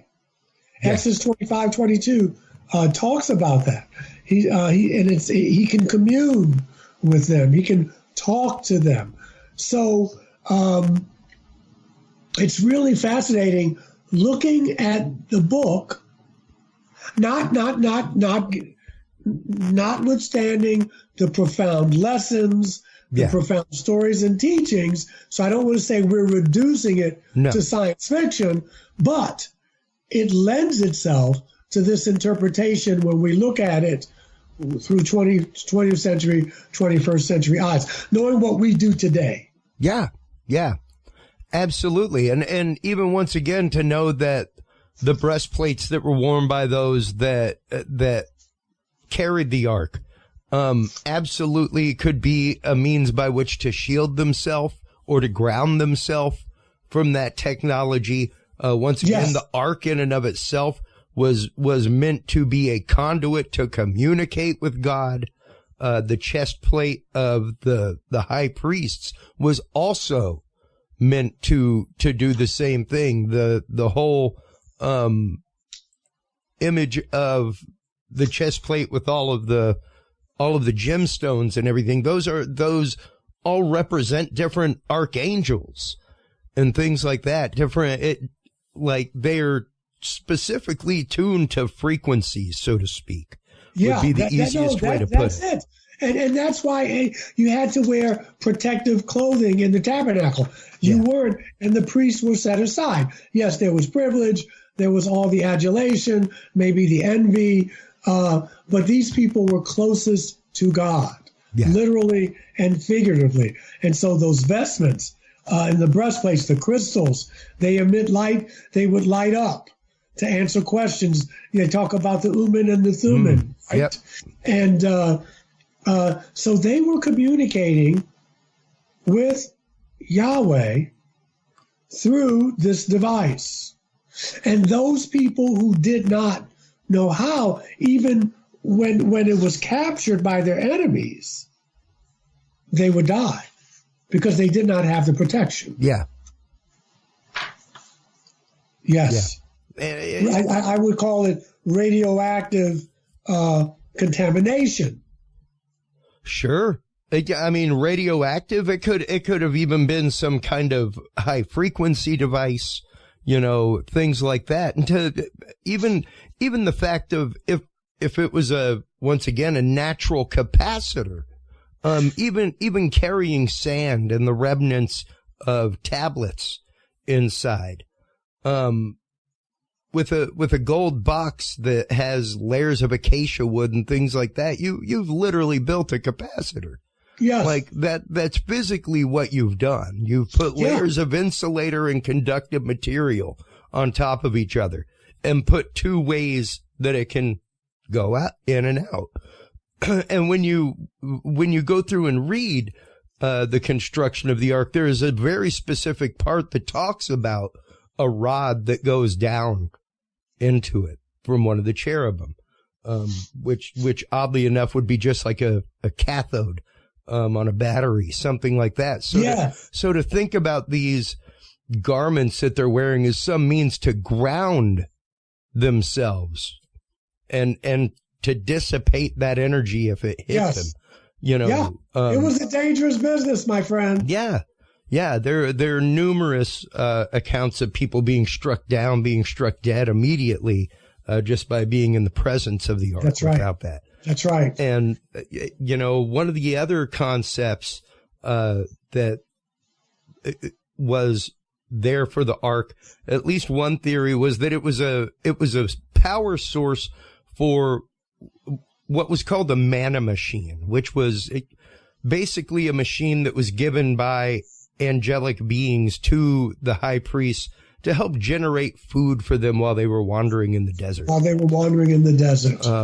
I actually went through this, and I remember my brother and I talking about this years ago, like back in the 90s, stuff like that, and running across this book. And I don't even know if you could still find a copy. I've got to find one for my own collection, but I did go through and actively add the Manna Machine PDF to our UFO and paranormal page on the Curious Realm Knowledge Vault. Oh, right. You sent that link to me, right? And yes, I did. I haven't had a chance to look at it yet. Yes. And this was a theory put out by George Sassoon and Rodney Dale back in 1978. And here is the concept. The Manna Machine is a theory by George Sassoon and Rodney Dale that a machine device was given to the Israelites when they went on their 40-year journey in the Sinai Desert. The device was said to create manna, a type of chloric algae. It explains how the Israelites survived their 40-year wandering in the Sinai Desert. It is said that the manna machine was stored in the Ark of the Covenant. The Ark was supposed to have powered the machine to run continuously, producing manna for 6 days. On the seventh day, it would be taken apart for cleaning so it could run the following week. This is supposedly where the Sabbath is thought to have come from. And it even goes into how it may have been taken to Oak Island. Like this may have been one of the things discovered by the Knights Templar. And right. that was one of the things squirreled away. But man, when you start going through and actively reading and looking at the diagrams of this thing, it's wild. And you know, pretty much just like a steam generator, something like that. Not any, crazy high technology or anything going on. But to think that something like that may have been there, sure, possibly. Well, whatever it was, it sustained them for a very long period of time. Yes. If it was coming from the ship, which it seems like it was, it probably, as you said, had all the nutrients and the vitamins and what have you that they needed to sustain them. And so then the imagination can go off in so many ways. But when I think about this stuff, when I'm looking at, the ark, and I mean, this stuff was hidden in plain sight. When I was growing up in the church, no one even, it was right there. It was all about the way you read it or interpreted it. Yeah, precisely. And once again, as we talk about all the time, interpreting it with an open mind, interpreting it from the eyes of the people who actively wrote it, not necessarily from a dogmatic point of view, but from a historical point of view. How were they living? How did it reflect their life? Yeah. But also, I'm thinking, Chris, but in addition to, if I was reading the Bible in 1865, it would still sound so far out to me. But now that we live in an age where we have this technological prowess, you know, it just lends itself. Yeah. You know, in 1865, maybe there were some people, Jules Verne or whoever, you know, who had these ideas, but even then, if you're reading the Bible in 1865, it's still far out for you. But reading it in a scientific age, it makes perfect sense. Absolutely. Absolutely. It makes a whole lot more sense once you start applying science to the background of it. Woo! And the technology that and you know, it's something that we talk about regularly with Stephen Myers whenever we talk about the possibility that the Great Pyramids were built using water locks. You know, the Egyptians were fantastic users of water. Like all the blocks came from up the river. Why would you take it off and then drag it through the dirt? Right. Like, it makes a lot more sense just to flood the plane and build the thing, you know, and drop the things into place. It doesn't necessarily have to be aliens that did it. It doesn't necessarily have to be alien technology. We are some clever critters, human beings. Well, you know, I will say this, because I was reading something on Facebook the other day, and I get it, because people were saying, you know, well, just because we can't explain it doesn't mean that star people did it. No. And that's true. But it also doesn't mean that they didn't. That's right. It doesn't mean that we should excuse the possibility of it. It doesn't mean that we should be closed of mind to think that. Yeah. And because that's sometimes the argument I have with more Afrocentrist folks, that if you say that, you're saying these people of color could not build it with their own ingenuity. No, not saying that. We're just saying that an advanced civilization, regardless of the color, had a little help. Yeah. We all need a little help. Yeah. Okay, that doesn't take anything away from the ingenuity of folks. I mean, I get what they're saying, but you know, there's civilizations that Sumeria, which stitching goes into that, Babylonia, Egyptians, and you know, listen, quiet as it's kept from Werner von Braun and what have you, so did the German and the Nazis in World War II. Yeah. That they were getting help with technology from otherworldly sources.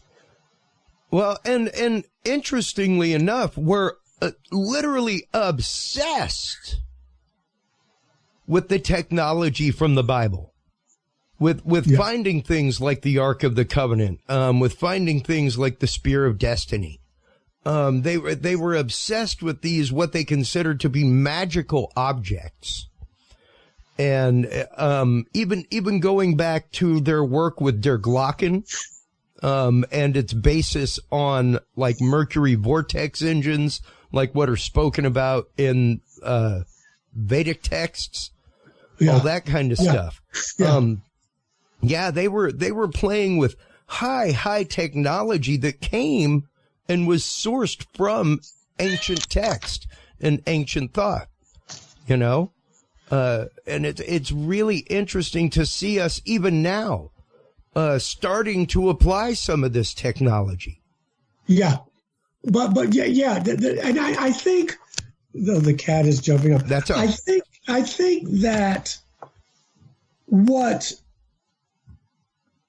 and I'm going off a little bit here. I think what threatens people with more orthodox views than what we're talking about is because we're taking away the mystery and the mysterious and the power of a God away, because now we can explain all this.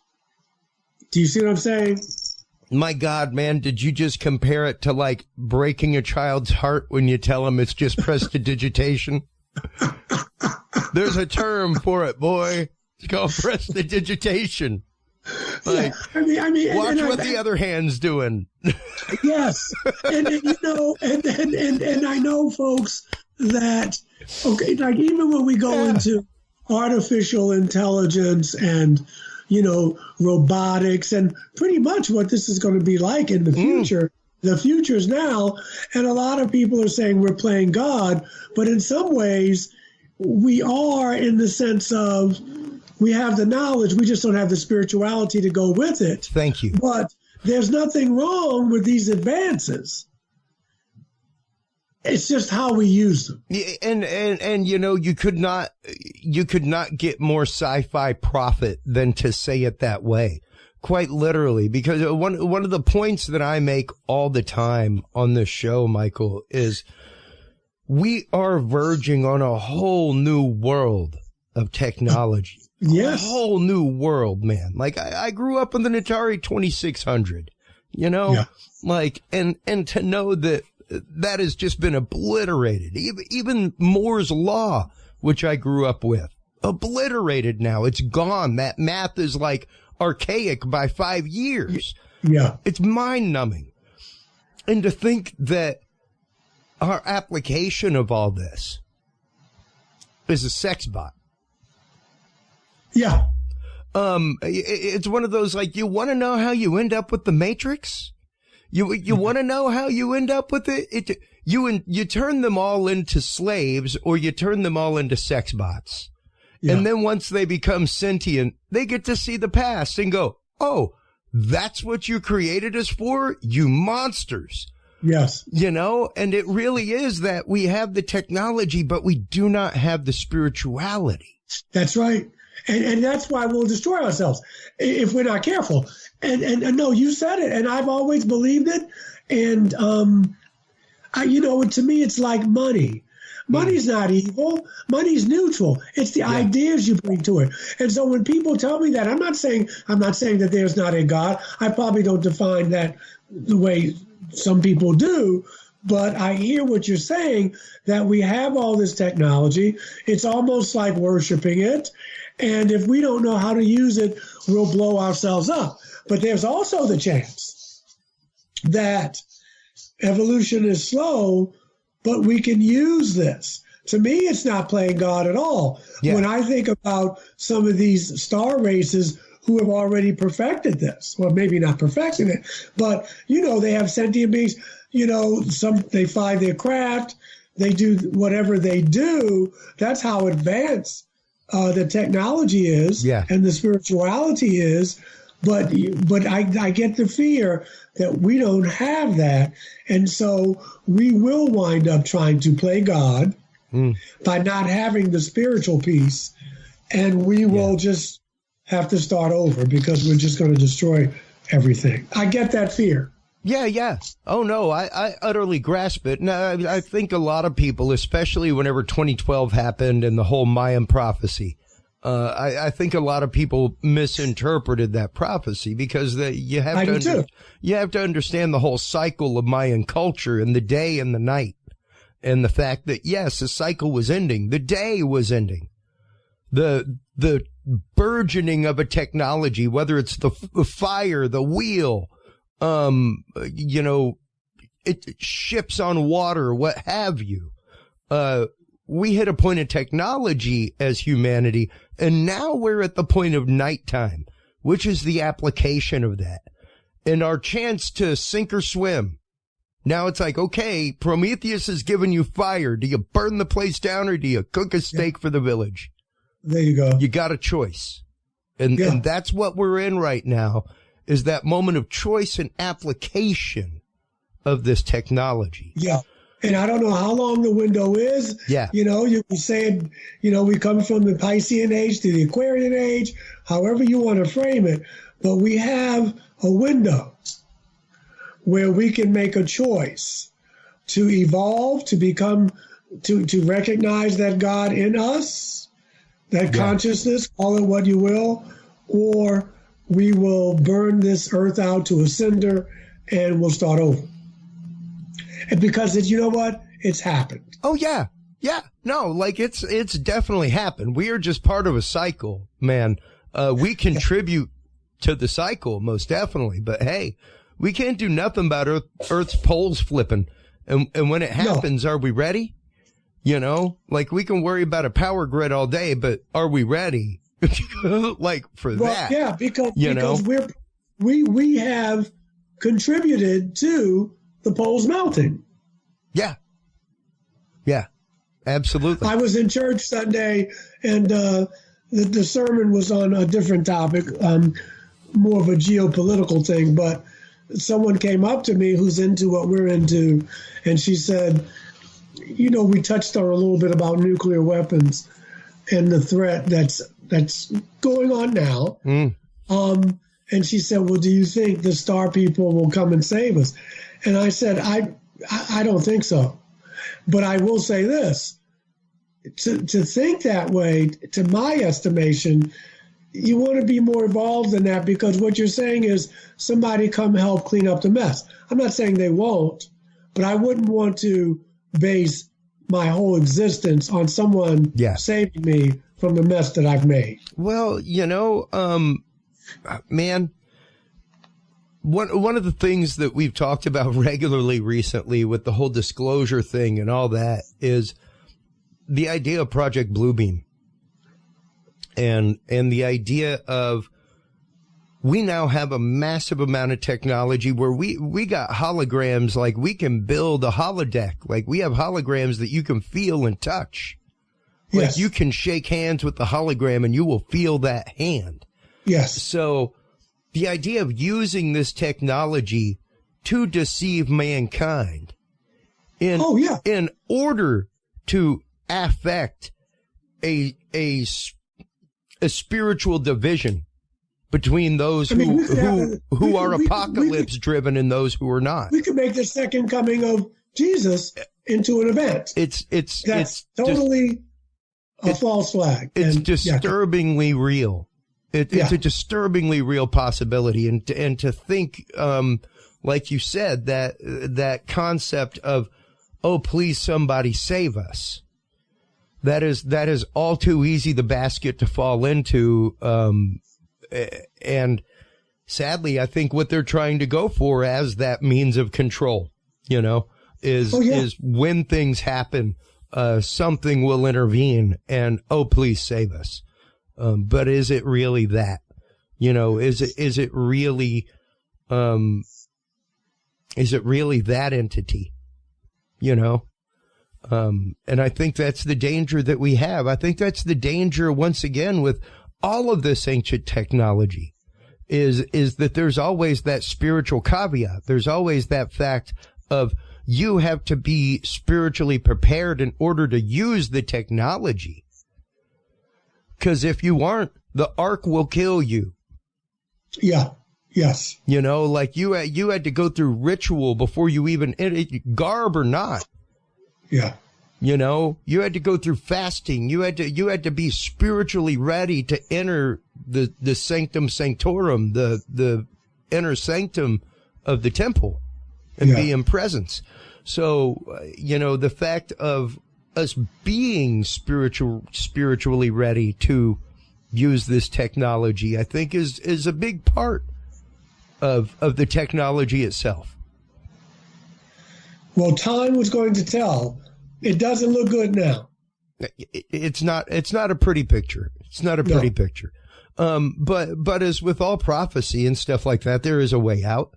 There is a means out. And of course that is enlightenment, you know, accepting other thought forms, other ways of being. What can we do spiritually right now to, I guess, leverage this technology that we have at our disposal, you know, and kind of use it as a new sacred technology, so to speak, Michael? Yeah. I don't know. I mean, I'm thinking of the technologies that we can all use individually, the technologies of prayer and meditation and fasting. I mean, those are, to me, I label those spiritual technologies. But I know that in some ways that may not seem to be enough, but that may be just enough Because even if everybody did that, and I'm not saying everybody would, but if we did that, we could change a reality. We can change our own individual realities and collective realities. I think that part of the spiritual journey is also realizing its limitations, your limitations as well.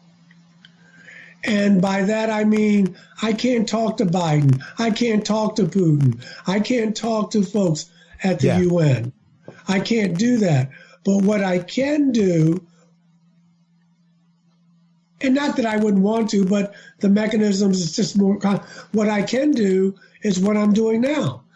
Talking to you, getting some ideas out, trying to treat my neighbor the way I'd like to be treated, being a good father. I mean, it's not earth-shattering, but neither does it have to be. But in my way, I am doing my life's mission. And that's all you can do. That's all you can do. And that's quite literally. Enough. Yeah, that's more than enough. Yeah. Because Mother Teresa said, you want to change the world? Go home and love your family. That's right. That's right. Well, and make sure that your cup is full. Yeah. You can't help fill anybody's cup if your cup isn't full to begin with. It's kind of got to be overflowing so that you got extra to give, Otherwise, you're going to go thirsty, and so's your family. And that's no good. That's no good. Even the idea right now of just revisiting the idea of the manna machine and the modern concept of we have already made matter from light. It's CERN, right. So the idea of being able to feed the world, the idea of being able to provide sustenance in that way, and kind of that Star Trek way of hey, replicator, give me a latte, imagine being able to have that everywhere, being able to just out of light, out of some laser matter, to literally create physical matter that can feed people. Yeah. We can do that. Yeah. Yeah. But we choose not to. Well, and that's just it. It once again loops right back to that spiritual component of, are we enlightened enough to make that the use? We're going to buy weapons. We're going to make weapons. Yeah. Yeah. And sadly, it comes down to the profit margin. Oh, always. So it's strange to be caught in this loop of having access to technology, and not being able to wake up enough people to motivate the technology towards something else. Wow. Yeah. We're living in a very interesting time. Yeah. And a hopeful time. Because, if you don't have hope, then what's the point? The gig is up. Yeah. But I'm excited and I'm cautious. Yeah, rightfully so. Cautious intellectually in the sense of I don't automatically say, oh my God, it's the age of Aquarius and we're all going to sing Kumbaya in a couple of years. And no, we could blow the whole thing up. Yeah, in a heartbeat. It would be a lot easier than everybody getting together for a Coca-Cola commercial. Yeah. So, but I think that, I'm doing what I can. There are other people who are doing what they can, and we'll see. Yeah. Yeah. All you can do is really make ripples in the water. Hope they turn into a wave when they meet somebody else's ripple. There you go. And I guess that as we close things up here with you, because I know that you're on short time today, and we ate up some of that in our pre-conversation. But once again, I guess trying to figure out how we can come together. Even once again, the point that we bring up all the time is that less than 20% of people took part in the American Revolution. So it doesn't take 4 out of 5 to affect the change. It only takes 1. And that doesn't necessarily mean that you have to go around like trying to, no pun intended here, Reverend, but going around and trying to beat people over the head with the gospel, anything like that. Doesn't mean that you have to go around and try to convince everybody in every conversation to the truth, capital T, that you know. But you have to be ready to have the conversation, and you have to be ready to be open-hearted and open-minded enough to leave the conversation where it is and not try to, quote, change a paradigm with every conversation that you're having. I think you're going to end up a lot more heartbroken with yourself and the world around you if you try to do that. I agree. And also, when you don't do that, you leave space for that. You could be wrong. Yeah. Well, I've been wrong a lot. Well, what's the old saying? It could all be otherwise. That's right. And so there's a lot of layers to it. There's a lot of discernment. At the same time, you want to plant your seeds, and at the same time, you want to have people the freedom to do what they need to do. I mean, Yeshua talks about that. In the parable of the sower, some seed falls on good soil, some doesn't. Rocky soil, some seeds fall, and thorns come up and choke it. So that's all you can do. But that is somehow good enough, and it's an exciting time to be alive. It really and truly is, man. Like every day and I follow a lot of news. I follow a lot of technology news. People ask me all the time how I can follow that much news and not just get depressed. And it's like, well, 90% of it's opinion. You got to learn to filter through to the fact of what's going on. There you go. Well, that's a spiritual discipline. That's called discernment. Yeah. Yeah. Absolutely. And, it only comes with time. It only comes with practice. And it only comes with reading things that you may not agree with. Exactly. You hit the nail on the head. Had that conversation with someone from church Sunday. They didn't like some things I said, and I was using other news sources, a variety of news sources, online and not. And this person said, well, I watch NPR. I listen to NPR and the tribes. I said, well, that's not it. That's nice. Yeah. But there's other stuff going on, other perspectives. Yeah. Sorry that they didn't find the story keen enough to cover. Yeah.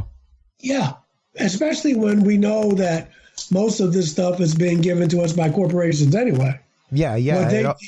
What they deem is worthy. Yeah. Yeah, Sinclair Media, things like that, are just a conglomerate that own, they're like a Ticketmaster, except over broadcast. Yes. Same thing if you go out and listen to radio, there's about 2 or 3 different broadcast media groups out there in radio, AM and FM, So it really does come down to being able to decipher that information, disseminate that information, to sift it, and to loop it back to our beginning of the conversation, even when you're talking about the Bible and the stories in the Bible and the literal instruction manuals in the Bible, like there are instruction manuals on how to build it, And, the metrics and everything are there. Yeah, it's the old adage: we don't see things as they are; we see things as we are. Yeah, absolutely. And in order to have, people talk about, well, I want to work on my psychic stuff, and I want to work on, opening my third eye and doing that. That's wonderful. I work on that too at times, but part of the discernment is having insight, not just outside to what's going on. It's the insight that you want. Yeah. It's the insight that we need. And so that's discernment.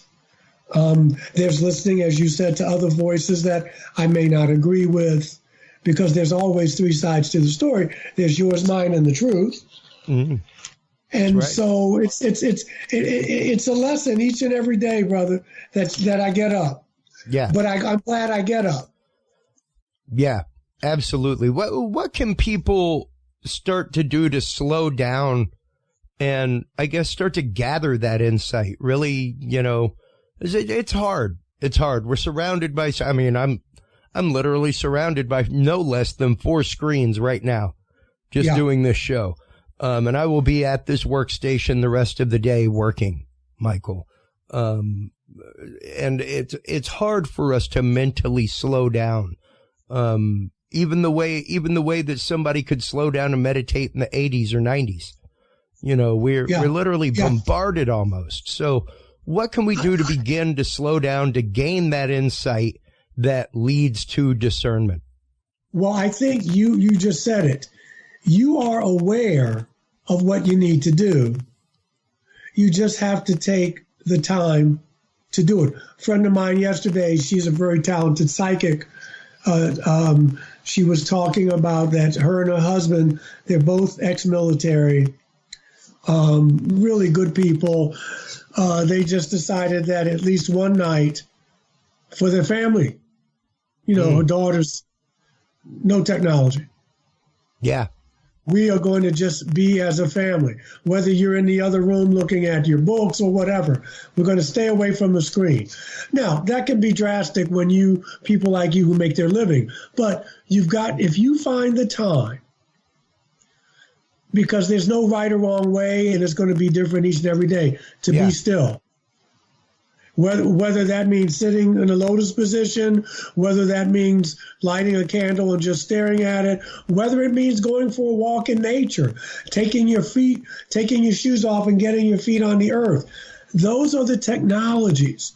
I called them earlier, spiritual technologies. There's no shortcut. It's not sexy. You got to find the time to be still. Yeah. It could be 3 minutes.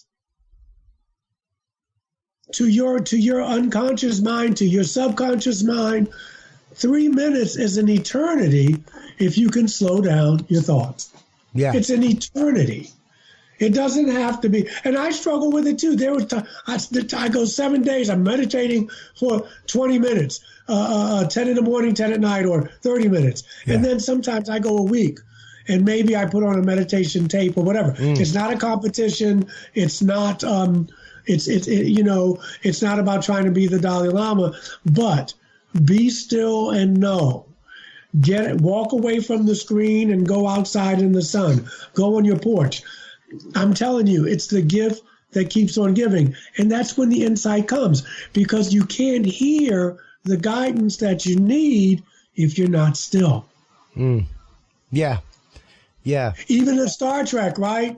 Whether it's Bajor or in Deep Space Nine or whatever, you see these beings meditating. Yeah. The Vulcans on Discovery. They're taking, here they are in 24th century, and they still know the technology of, listen, I need to go sit here and we'll talk afterwards. It's timeless. Get away from the screen. Doesn't mean you have to go back to it. You don't have to go back to it. But just to slow down. Doesn't mean that you got to be a Zen master and levitate. It just means that you focus on your breath. Focus on your breath in and out for a few minutes to recharge and be still and hear what your insight is telling you. Yeah. Yeah. Feel the feelings that you haven't felt all day. Yeah. That's tuning in. Yeah, that brings me a lot back to Father Andy, my spiritual director in the seminary. His instruction to me was always to listen twice as long as I prayed. Yeah. Yeah. Yeah, just to be still. Yeah. It works. I'm telling you. When I was doing it regularly and I'm getting back, I practiced this form of Zen meditation where I'm just breathing in and out. I count on the exhale. You don't go past 10. And you try not to have a thought. And sometimes I couldn't get past the count of 3, but eventually I did. And then when you get to 10, you go back. And you do that for a couple minutes, and your body it's like exercise. Your body will say, I want to sit here for a couple more minutes. I can't tell you how more in touch I became not only with my feelings, but my intuitive faculties. People would call and I would know who it was because I'm taking the time. And those things are not being spiritual. Those are some of the gifts that come along the path. Yeah. But my intuitive stuff was heightened all because I slowed down for 5-10 minutes in the morning a day. Yep. Yeah. Absolutely. It really is that presence of mind and taking the time. Yeah, because you watch these, whether I don't care what the Star Trek, all these sci-fi things, they have more technology than we have, and they use it. Yeah. But they still take the time. Yeah. To walk away from it, whether I got to go to the Hollow Suite, whether I got to go here and then the temple here. I'm thinking of Deep Space Nine and the Bajorians. I just saw Discovery a couple weeks ago. One of the women on there, she's a big shot, and she's Vulcan, and she goes to meditate. With all that, so it's still a viable technology well into the 24th century. Yeah, yeah, absolutely, man. Reverend, always a great time chatting with you. Always a great time talking about these fun topics. Thank you so much for taking the time. Brother. And like I said, on the 13th, I will have moved, so I have more time because I like to sit down at least 90 minutes, 2 hours with you. Yeah, absolutely. But I hope this helps you out with your show. And let's be in touch. All right, man. Sounds great. Okay, thank you so much. Take care. Live long and prosper. Before we let you go, tell everybody where they can go other than the Curious Realm store to go get your books, to contact you, everything else. Shameless self-promotion time. Okay, brothers and sisters, I'm going to tell you where to go in a loving way. If you want my books, go to Amazon or Barnes & Nobles. Just type in Reverend Michael JS Carter or Reverend Michael Carter. I will pop up. You can reach me at my email, which is michaeljscarter.com. That's also my webpage, michaeljscarter.com. And you can just go to Facebook. I have 2 pages, Michael Carter and Reverend Michael J. Carter. Reverend Michael J. Carter is a fan page. You can still reach me there, but I try to keep that to UFO or paranormal stuff. Yeah. Michael Carter, the sky's the limit. So you got all those times and all those ways to reach me, and I will respond. Yes, In the meantime, keep the faith. Don't let this stuff get you too down. Go home and love your kids. Stay off the TV screens for too long. TV, movie, phone screens, and we'll see you next time. Absolutely. Once again, Reverend Carter, thank you so much for the time. We're going to go ahead and let you go. While you're online, we'll talk soon. Absolutely. We'll be texting. Sure thing. Hold the line while we close things out real quick. Sure, brother. While you're online checking out all the great work by Michael JS Carter, make sure to stop on by the Curious Realm store. That is where you can buy all the books from our guests. Having a little bit of an issue here lately, but I know Michael Carter's books are still in there. Make sure to stop on by our events page. That is where you can keep up with all of our live streams and where we're going to be going, as well as the Curious Realm live page. That is where we will be live streaming. If you're an Android user, you can download our app and you can listen right there on your mobile device. Until next time, everybody, take care of yourselves, take care of each other, and remember, stay curious. We'll talk to you soon. Bye. Thank you for tuning into this episode of The Curious Realm. Stay tuned for more guests, forbidden topics, and hidden truths. Download the official Curious Realm app and view the Knowledge Vault on our website, curiousrealm.com. Follow us on social media by searching Curious Realm. Curious Realm is available on your favorite podcast services, as well as YouTube, Roku, Amazon Fire, and Apple TV through the APR TV app, available on all app markets. Curious Realm is a proud member of the HC Universal Network family of podcasts. For more great content or to become a sponsor of Curious Realm or other podcasts, visit hcuniversalnetwork.com today. Thanks for listening. Stay curious. And remember, the other side is always watching.